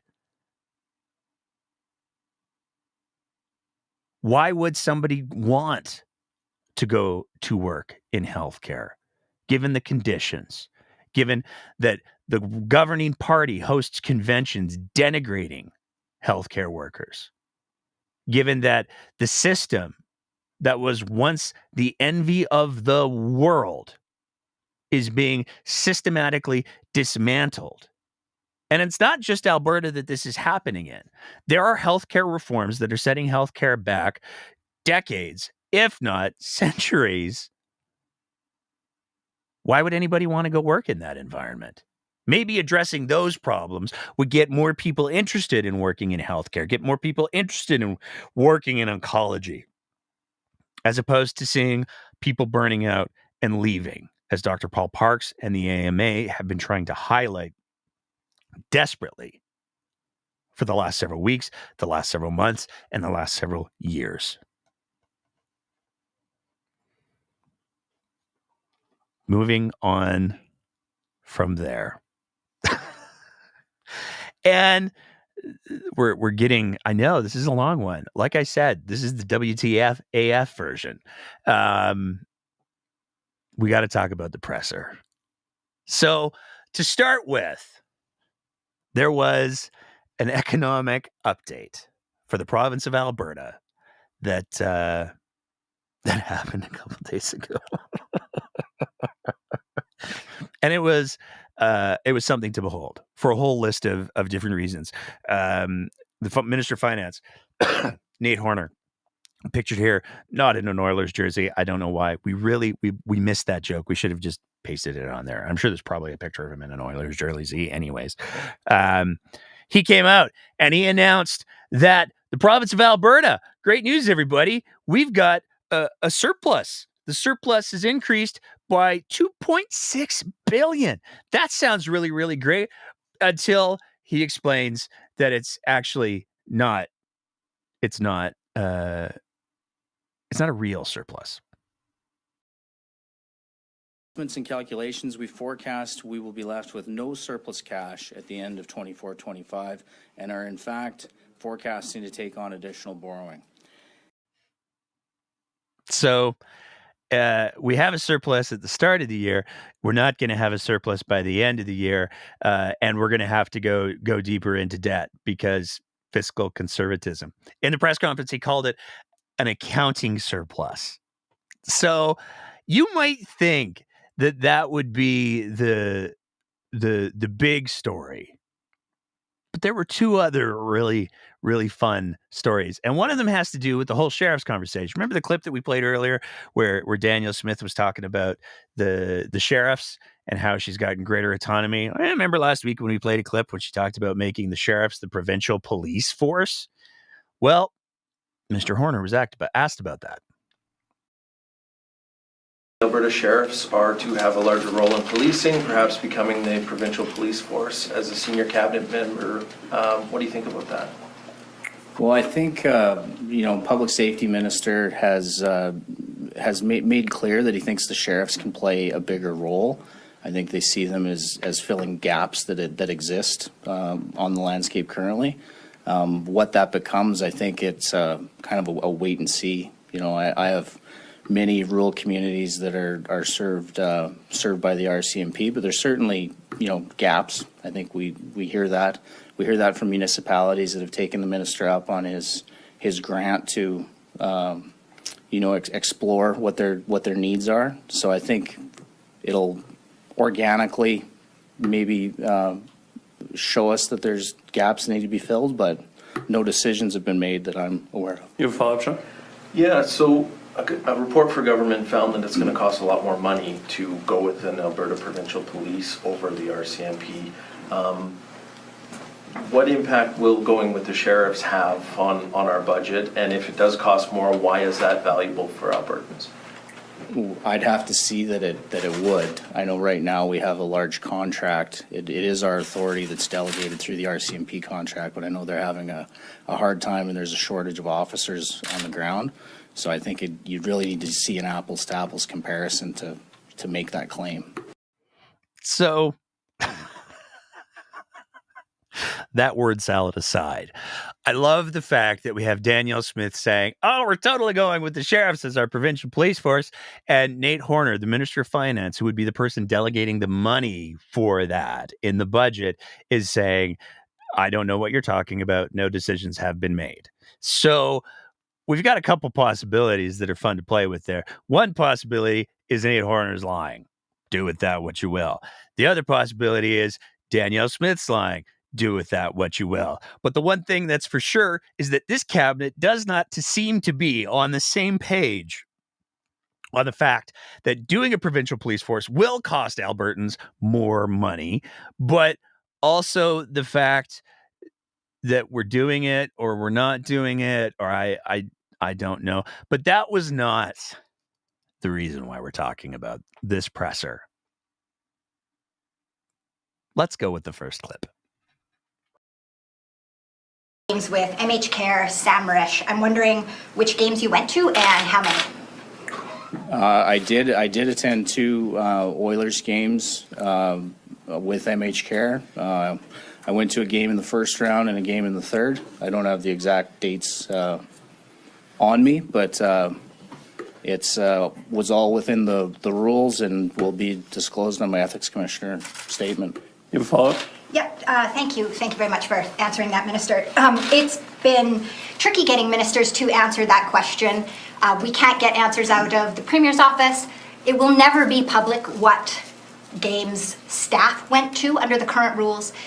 Do you think that the current rules need to be revised? The rules were just revised. I You can't think they- speculate on. But do you believe the current version of these rules is adequate? Now that we've, in retrospect, after the past couple months and seeing the resistance from this government to disclose who went to games and who hosted, do you think that the rules are serving Albertans? Does this feel like resistance? Yes, I've been trying to get a hold of you for told 2 you. months. You hung up on me once, Minister. I've been trying to get a hold of you. I've been emailing you. We've reached out repeatedly to the Premier's office without answer. Do you believe, are you comfortable with the current version of these rules guarding your conflicts of interest? Yes. Thank you, Carrie. Next question. Okay, so MH Care, let's get into it. Because when we're talking about MH Care, we're talking about a company that has facilitated the purchasing of a lot of healthcare stuffs in the province of Alberta. One of the things that they facilitated was going back to the early days of the pandemic, the Vanch masks that many healthcare workers complained about as being very, very bad, giving them rashes, smelling really badly to the point where they were unwearable. Those masks were brought to you, compliments of MH Care.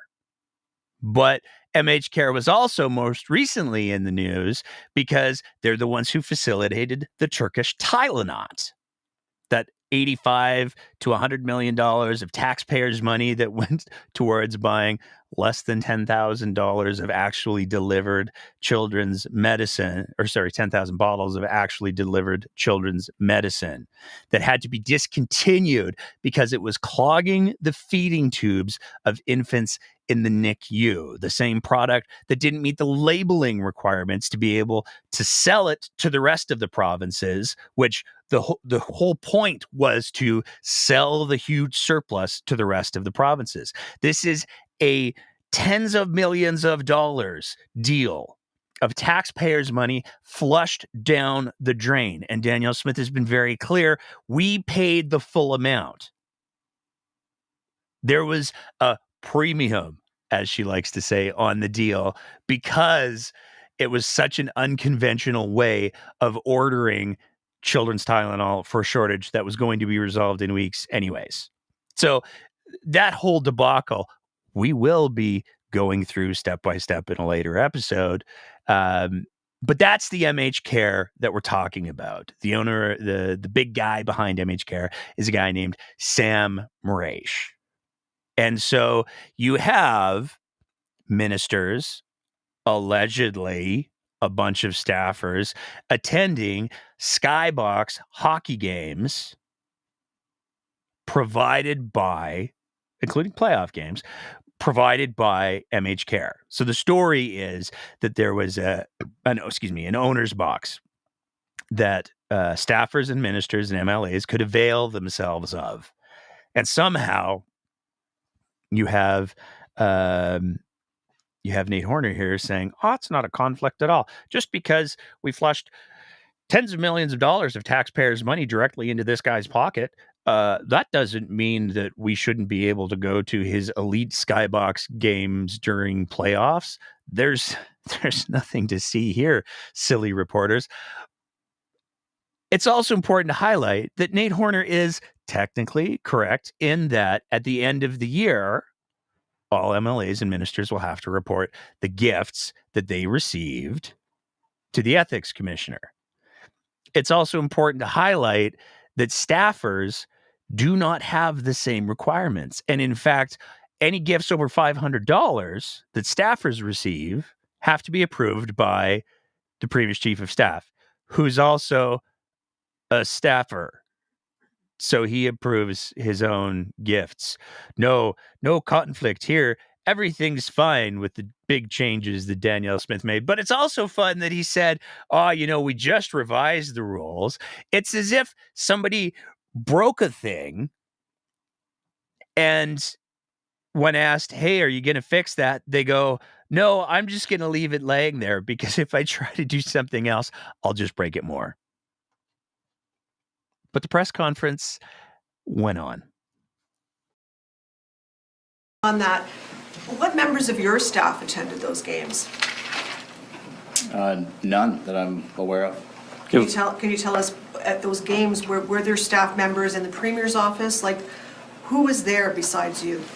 I can't comment, folks. I know, as the Premier said, every minister is responsible for themselves, and they have to make sure that they're disclosing through the ethics commissioner, which I have done and will do. And why can't you? If you guys did nothing wrong, then why can't you tell us?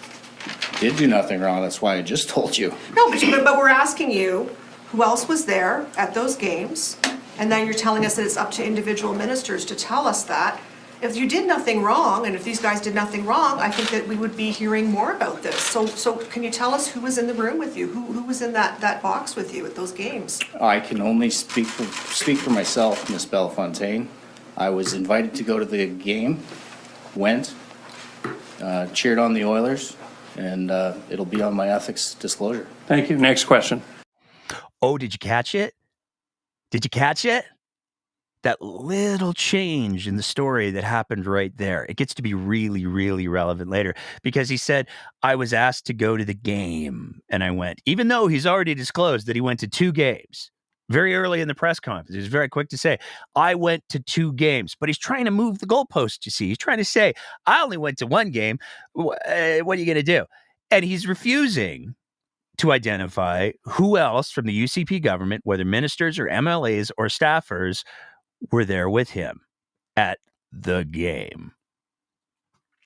Now, as that reporter rightfully pointed out, if there's nothing wrong, if everybody's doing everything above board, if there's no conflict, then why don't you say, oh yeah, I was there. It was me and a couple guys from work. This was who was there. Yeah, a couple of them brought their staffers because, we were going to be doing the things and the stuff, government stuff. But that's no big deal. Rather than saying that, he's like, oh no, individual ministers, and no one speaks for the staffers. But it got worse.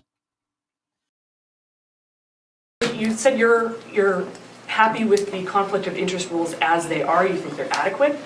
Can you explain to Albertans why you think staff members should be able to accept gifts, including potentially from somebody who's involved with government contracts, multi-million-dollar government contracts? Why should those not be disclosed, those gifts disclosed to Albertans? Well, I would just say I think the premier, some of the motivation behind changing it was so that she could be staffed at events, because under the prior iteration of the rules, she had a hard time actually getting into events and being staffed. It wouldn't be reasonable for her to attend an event where she couldn't have staff with her. So that was some of the motivation to change the rules. I hope that answers your question. Well, if it's perfectly reasonable for staff to attend with ministers and with the premier to these events, if it's important that you guys attend these events, why not just disclose? Why not disclose it? Like, that's the ultimate question that I don't understand why the reason, what the reasoning is behind not disclosing that. If there's nothing wrong with it, why not disclose it proactively? Well, it's a conversation that I guess we're having here. If there's more changes that need to be made, I'm sure they'll take that into consideration. Thank you. We'll go to the phones. You're the senior cabinet We'll come back minister. to the floor after some questions from the phone. Operator, can you please put through our first caller? It's just, we're getting to the good part because you can kind of feel it. The tension in the air a little bit there. It's starting to build. But it's fascinating how he was quick to be like, look, before the rules said that the premier couldn't go to these expensive Skybox elite events. The rules said that there was a conflict of interest that existed if the premier went to those. That's no fun. The premier wanted to go and engage in the conflict of interest, but she didn't want to break the rules, so we just changed the rules. But she didn't want to go alone because nobody likes going to these things alone. She wanted to bring a staffer to these events. And so we had to change the rules for them too. So you see, even though it was a conflict of interest, a massive conflict of interest, a corruption of government a year ago, even though it was those things, now it's not, you see, because we changed the rules. And then he kicked it to the ethics commissioner. Or do you think yourself or other people in your government need to be more forthcoming with Albertans? Do you think you owe it to Albertans to give further answers on this subject? Well, I think the ethics commissioner works on behalf of Albertans. That's why we ensure that we're following all the rules, and we have a disclosure that we fill out annually with the ethics commissioner to ensure that we're following the legislation and doing right on behalf of all Albertans. So I think that's the most important thing. If you think you're doing something wrong, you shouldn't do it. I certainly didn't, and that's why I'm happy to tell you here today. Okay, and I do owe Graham a follow-up. I apologize, I jumped the gun. Go ahead, Graham, with the final question today. There we go. But do you understand why people would look at this and think there's a conflict here? Do you understand why people are thinking, why not be more open? I know you're going to say you're following the rules, but do you, looking at this as a politician and how people perceive things, the optics of this, do you understand why the optics might not look good to people outside of the government? Well, the optic that I care the most about, Graham, is about being honest to Albertans. I think this is a job that I require that. I want Albertans to know that, I'm forthcoming. And so I follow the rules with the ethics commissioner, answered your question here today. I don't know what more I can do.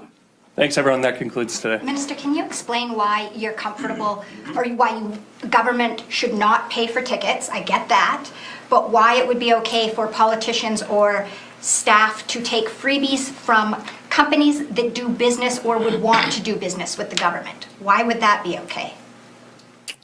Look, I know there's many events throughout the course of the year that I attend, with the media as well, where we're hosted by different groups.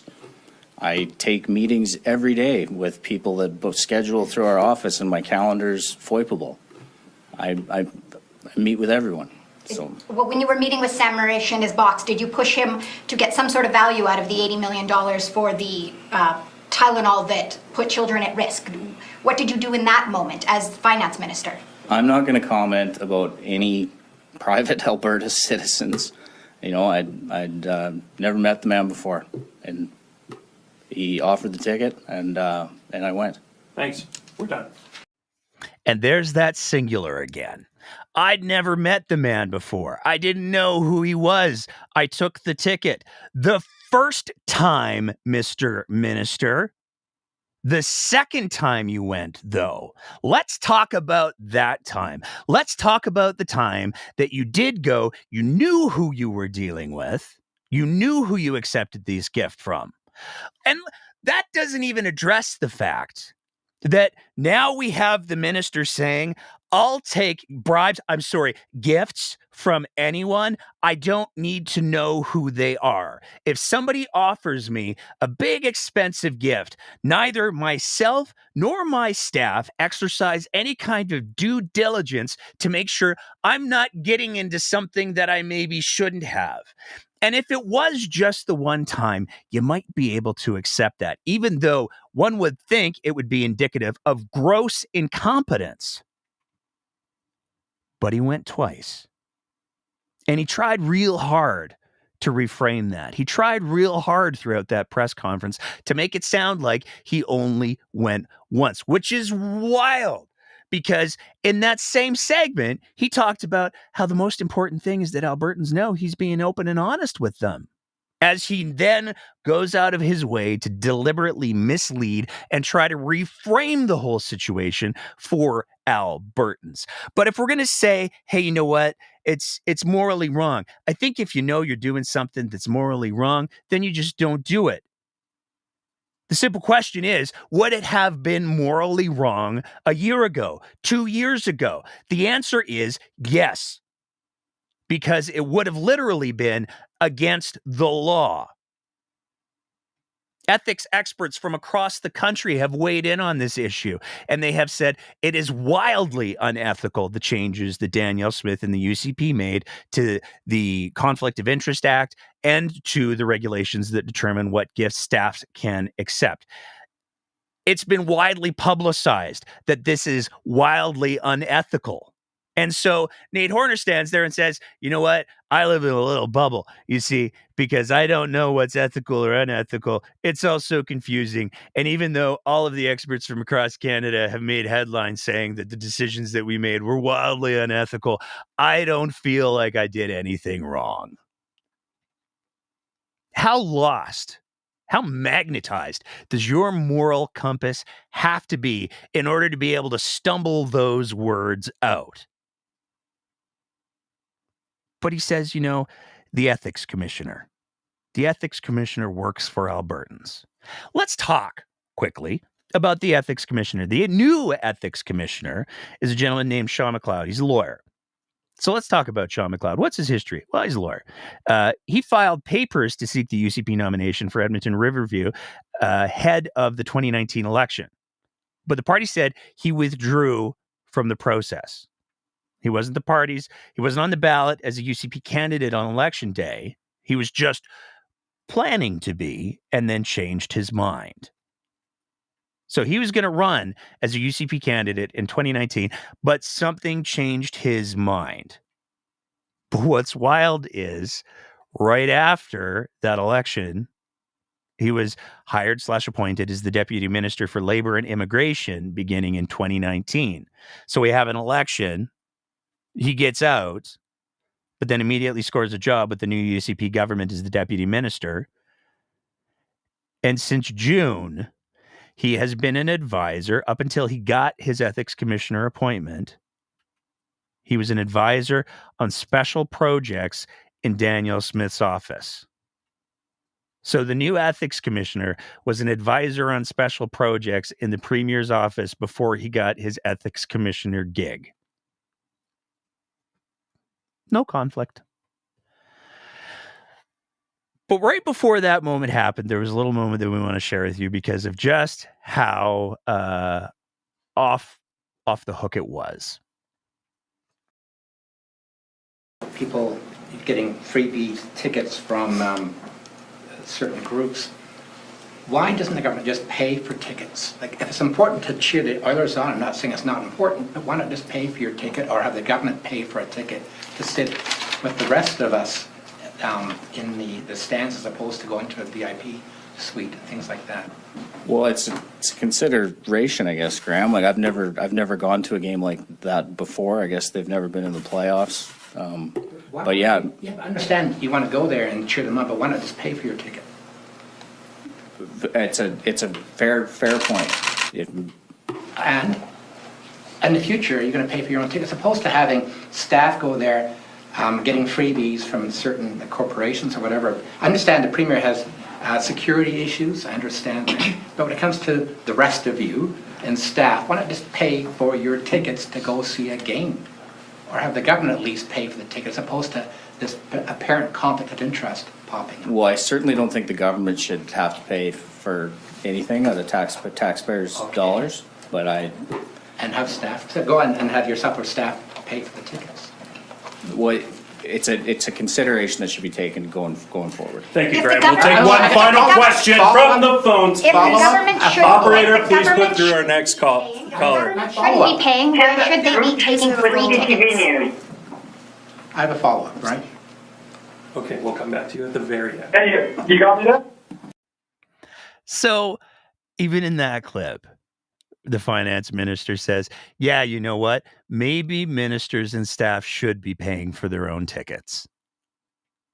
So I guess there is some part of him that recognizes that he did something wrong, because if it is a consideration that should be taken going forward, then he knows that he did something wrong. So what do we know so far? Where are we with all of this MH care stuff? Let's go with, I shouldn't say what we know so far. Let's say what's publicly known. So where are we? So far we know publicly that Nate Horner, Joseph Schau, Danielle Smith, Mike Ellis, Nathan Newdorf have all confirmed they attended games. Now, who attended what? Let's go back to the Vancouver game, because we got this fun little picture here from the Vancouver game. It's the big famous one. There's lots of people in that picture. Let's go above that blue line there, because I'm the ones beneath it. They're not in the Skybox seats. They're the plebs, the normies, if you will. Wouldn't want to see a premier sitting with those folks. That would be embarrassing. Over here, we've got the premier of Alberta. There she is. Look at her right there with her premierness going on. Hey, is there anybody else in that picture that we maybe want to take a quick little look at? Who might be in that picture? Let's see. There's so many people. Who should we choose from? Let's go with that guy. Because in Vancouver, in the Skybox seat, that Danny flew out to Vancouver to sit with the premier of BC, that dude has been identified publicly as Sam Raish. So there's a lot of questions as to, we got the premier of Alberta, and we got in the same Skybox, Sam Raish is there too. That's, gosh, what a wild coincidence, let's call it, as we wait to see what happens next. So Smith is in a picture in Vancouver with Mairesh. Nathan Neudorf and Nate Horner have confirmed they attended games on Mairesh's dime. There's no answer of the staffers, except for one picture of Danielle Smith's chief of staff, Marshall Smith, at an Oilers game with another much younger looking staffer. There's no confirmation that's a playoff game. It's just Marshall Smith posing for a picture with a young man at an Oilers game. It's also important to realize that when we're talking about the ethics disclosure and all of the things, that doesn't come out until the end of the year. So it's almost as if a cynical person might say, "Oh, are Danielle Smith and the UCP trying to kick this issue down the line because, boy, they really don't want to have to deal with this issue at Danny's leadership review? Is it possible that this level of entitlement and blatant corruption would be off-putting to the UCP membership? Is that a possibility? I don't know. And there's no legal requirement for staffers, including the staffer who, by the reading of the rules, approves his own gifts. Marshall Smith approves all of the gifts for all unelected staff. Marshall Smith is an unelected staff. So Marshall Smith gets to approve Marshall Smith's gifts. There's no requirement for any public disclosure of what those things are.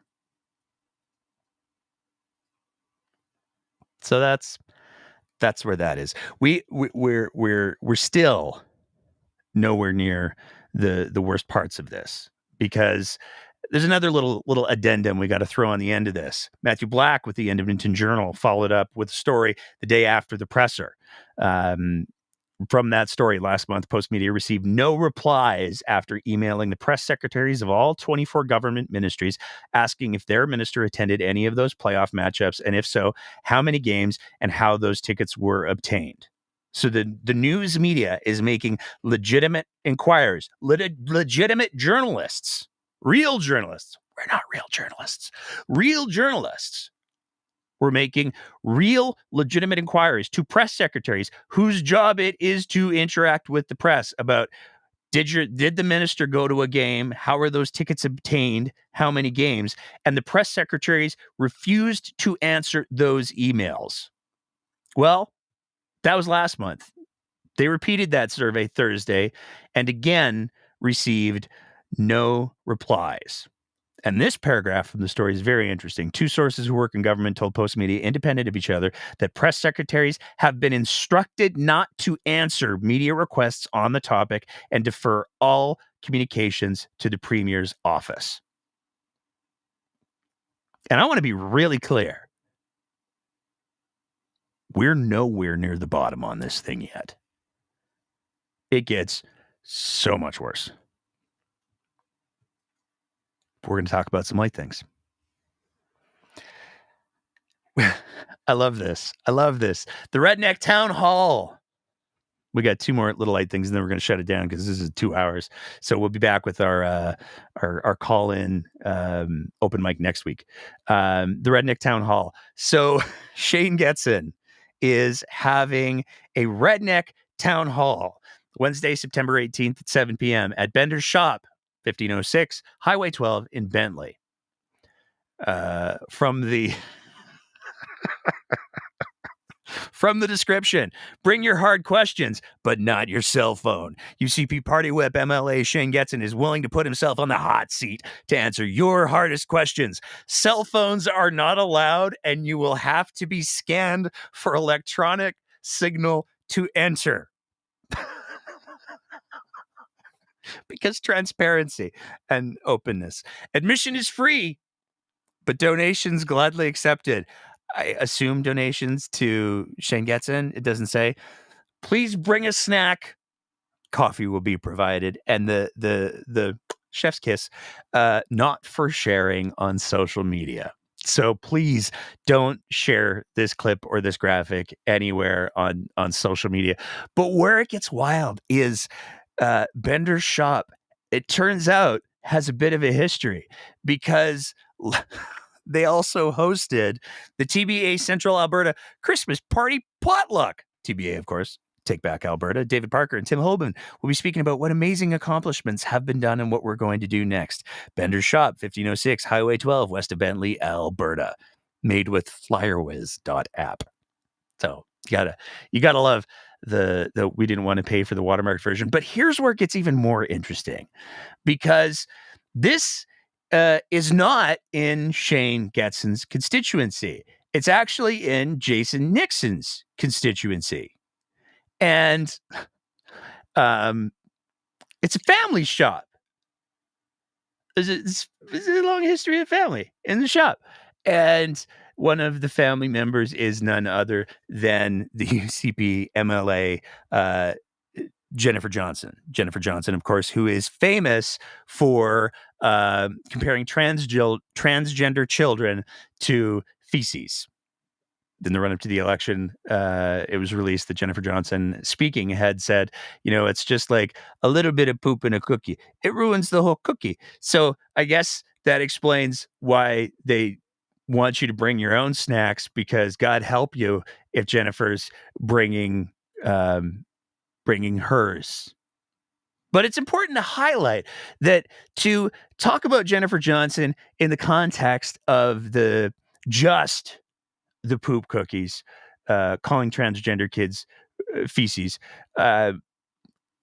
it's reductive, and it really doesn't speak to her larger body of work. Now, of course, it's important to highlight before we talk about Jennifer Johnson and her larger body of work, that there's been a lot of push for the UCP to accept her back into caucus. There's been a letter from a constituency association saying, "Hey, Danny, you said that you wouldn't let her in, but please let her in." And Danielle Smith has said, "Well, we're not letting her in yet. She has to do the work of rebuilding things with the community in her constituency." Now, we've also spoken to folks in the constituency from various different pride organizations who have said, "She's done nothing. We can't get a meeting." So, heartfelt apology. I don't know. But Jennifer Johnson is so much more than just poop cookies. And we'd like to take a second to review some of her greatest hits, if you will. Back in August of 2016, Jennifer Bender Johnson put on the Facebook machine. So if a kid has an allergic reaction, the parents have to pay a ridiculous price for an EpiPen. But a junkie who is OD'd gets, for the 15th time, gets an Narcan for free. What a screwed up world we live in. She shared an episode of Allie on Blaze TV in February of 2018. We look back in shame at the crimes against humanity in Hitler's Germany. Why don't we look back in shame where we are right now, with abortion and infanticide normalized and glorified in 2018? Maybe it wasn't Dan D. Williams, although Jennifer still isn't in the UCP caucus. We have her gingerbread, the NRA, God Bless America, gingerbread house that she also posted to her Facebook. And in case you were wondering what Jennifer Johnson thinks about vaccines, December 2021, just a couple of months ago, this was dismissed as conspiracy theory, yet we're seeing it play out in real time. So how do you like authoritarian capitalism so far? Wondering if this will wake up the unvaxxed, or maybe they want their poison on, or I don't know what that is. The unsomethinged, or maybe they want their poison on a drip. It would be so much easier. Germany locks down unvaccinated people as leaders plan to make shots compulsory. So, as we talk about the Jennifer Johnson, let's all remember that she is just so much more than just poop cookies. Which brings us to our last. Today is September 1st. It was Pride in Calgary, and yesterday there was an amazing announcement that came out. Some people got upset, whatever. Alberta has 2 new senators. One of them is Daryl Fridhandler, And the other one is none other than the incomparable Dr. Christopher Wells. We've had Dr. Wells on the program before. He is a tremendous and tireless advocate for LGBTQ2S plus issues. It is hard to imagine somebody who will be a greater advocate for everybody, all Albertans, not just a few. Dr. Wells's resume speaks for itself. And it's a fantastic appointment. It's great. I mean, he's an amazing guy, and he punches up, never down. But it didn't take very long for Danielle Smith to issue her reaction. Again, it's important to remember when we're talking about the Senate, the way that the Senate appointments work is determined in the Constitution. And to change it would require a constitutional amendment, which means that you'd have to have every province agree to it, which is exceedingly hard to accomplish on the best of days. Making it so that Alberta could elect their own senators is not a thing. Alberta holds elections, performative elections for its own senators, and invariably there's an overwhelming number of conservative candidates because anybody who knows anything about the Constitution goes, well, this is stupid. But nonetheless, it's a favorite thing that conservatives love to light their hair on fire. Danielle Smith did not let this opportunity pass. Albertan interests have once again been blatantly disregarded by Prime Minister Justin Trudeau, despite our province's repeated democratic election of senators in waiting, ready to represent Alberta's interests. He has chosen to appoint left-wing partisans who will do whatever he and the Liberals order them to do. Not the reality at all. The Senate continues to lose credibility as an institution and needs to be entirely reformed. And you can feel that way. You can say, hey, I don't like the number of senators that Alberta or Western Canada have. I feel like it's unfair. That's an entirely legitimate way to feel. And that's not what we're debating. It's a constitutional amendment, and you have to get all of Canada on board. And that's how that works. So she was very, very upset. She shared a screen capture of the announcement. So that's a thing that happened. We have a couple other quick little things that we just want to share real quick before we get to our very special ending of this very long episode. And we're going to do the plugs before we get to the very special ending. Because like I said at the beginning, we've got a special end credits sequence that we've put together to celebrate the gift that Danielle Smith gave us this week. But before we get to that, we want to take a quick sec to talk about the merch stuffs, because we do have merchandise for sale. We've got you can go to abpoly.ca. The link is in the description of the YouTube and of the podcast. You can get the hoodies. They're very warm. You can get the mugs. You can put warm things in them. You can get the t-shirts. And you can get the beanie that is also very warm. I'm going to be ordering one very soon, just because I really want to wear one. And as always, want to make sure that we thank all of our Patreon supporters. If you appreciate the kind of content that we're producing here at The Breakdown, we'd love nothing more than if you signed up to be one of our Patreon supporters at www.patreon.com/thebreakdownab, where you can help us produce the content, buy the toys to make this stuff all go. But a lot of people, they don't want to do the monthly commitment. It's a long-term relationship. Do I really want to sign up for that? That's okay. We also are able to accept e-transfers at info@thebreakdownab.ca if that's what you want to do. And it's hard times. We get that. If anybody doesn't have the ability to support financially, but you do want to support the show, you can always do that just by smashing that like and share button, because that works too. Which brings us. Okay, well, I got to thank the chat. It's been a very busy show. I haven't had a chance to look at the chat, but my favorite part at the end of the show is always to go through the chat So we have a wonderful, wonderful chat community, and I can see that it's been super busy tonight. I'm really looking forward to reading all that. So I want to thank everybody who's been listening to this, everybody who's watching on the live streams, everybody who's engaged in the chat. I love the community that you guys have built in there.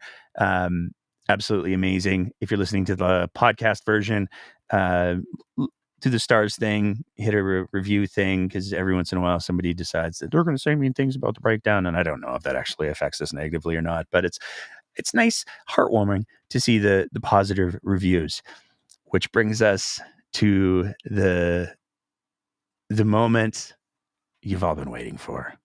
What was the gift that Danielle Smith gave us? Well, like I said, Danielle Smith tweeted out her reaction to the Senate appointment of Dr. Christopher Wells at 11:45 on August 31st, 2024, which was wild because we got our reaction out a little bit earlier. We actually got our reaction out at what time was that again there? Oh, 10:37 of August 31st, 2024. So we tweeted this first, and then Danielle Smith, she tweeted hers, and we thought to ourselves, as Danielle Smith tweeted hers, an hour and 15 minutes after we tweeted ours, boy, those tweets, they sure look like they share something. There's something in common going on there. We looked at them side by side, and we were like, yeah, that's really weird. But it's a screen capture. It's just a screen capture. That's all that it is. There's lots of people who probably took pictures of the announcement. There's lots of people who probably took screenshots. It's not like if you put the pictures side by side and overlaid them, they would be exactly the same picture, which would suggest that Danielle Smith or the folks that run her Twitter account are watching us so closely that they stole the graphic, the screenshot that we did an hour and 15 minutes before they posted theirs. We'll be back next week with our live open mic to round out the show. In the meantime, keep the conversation going.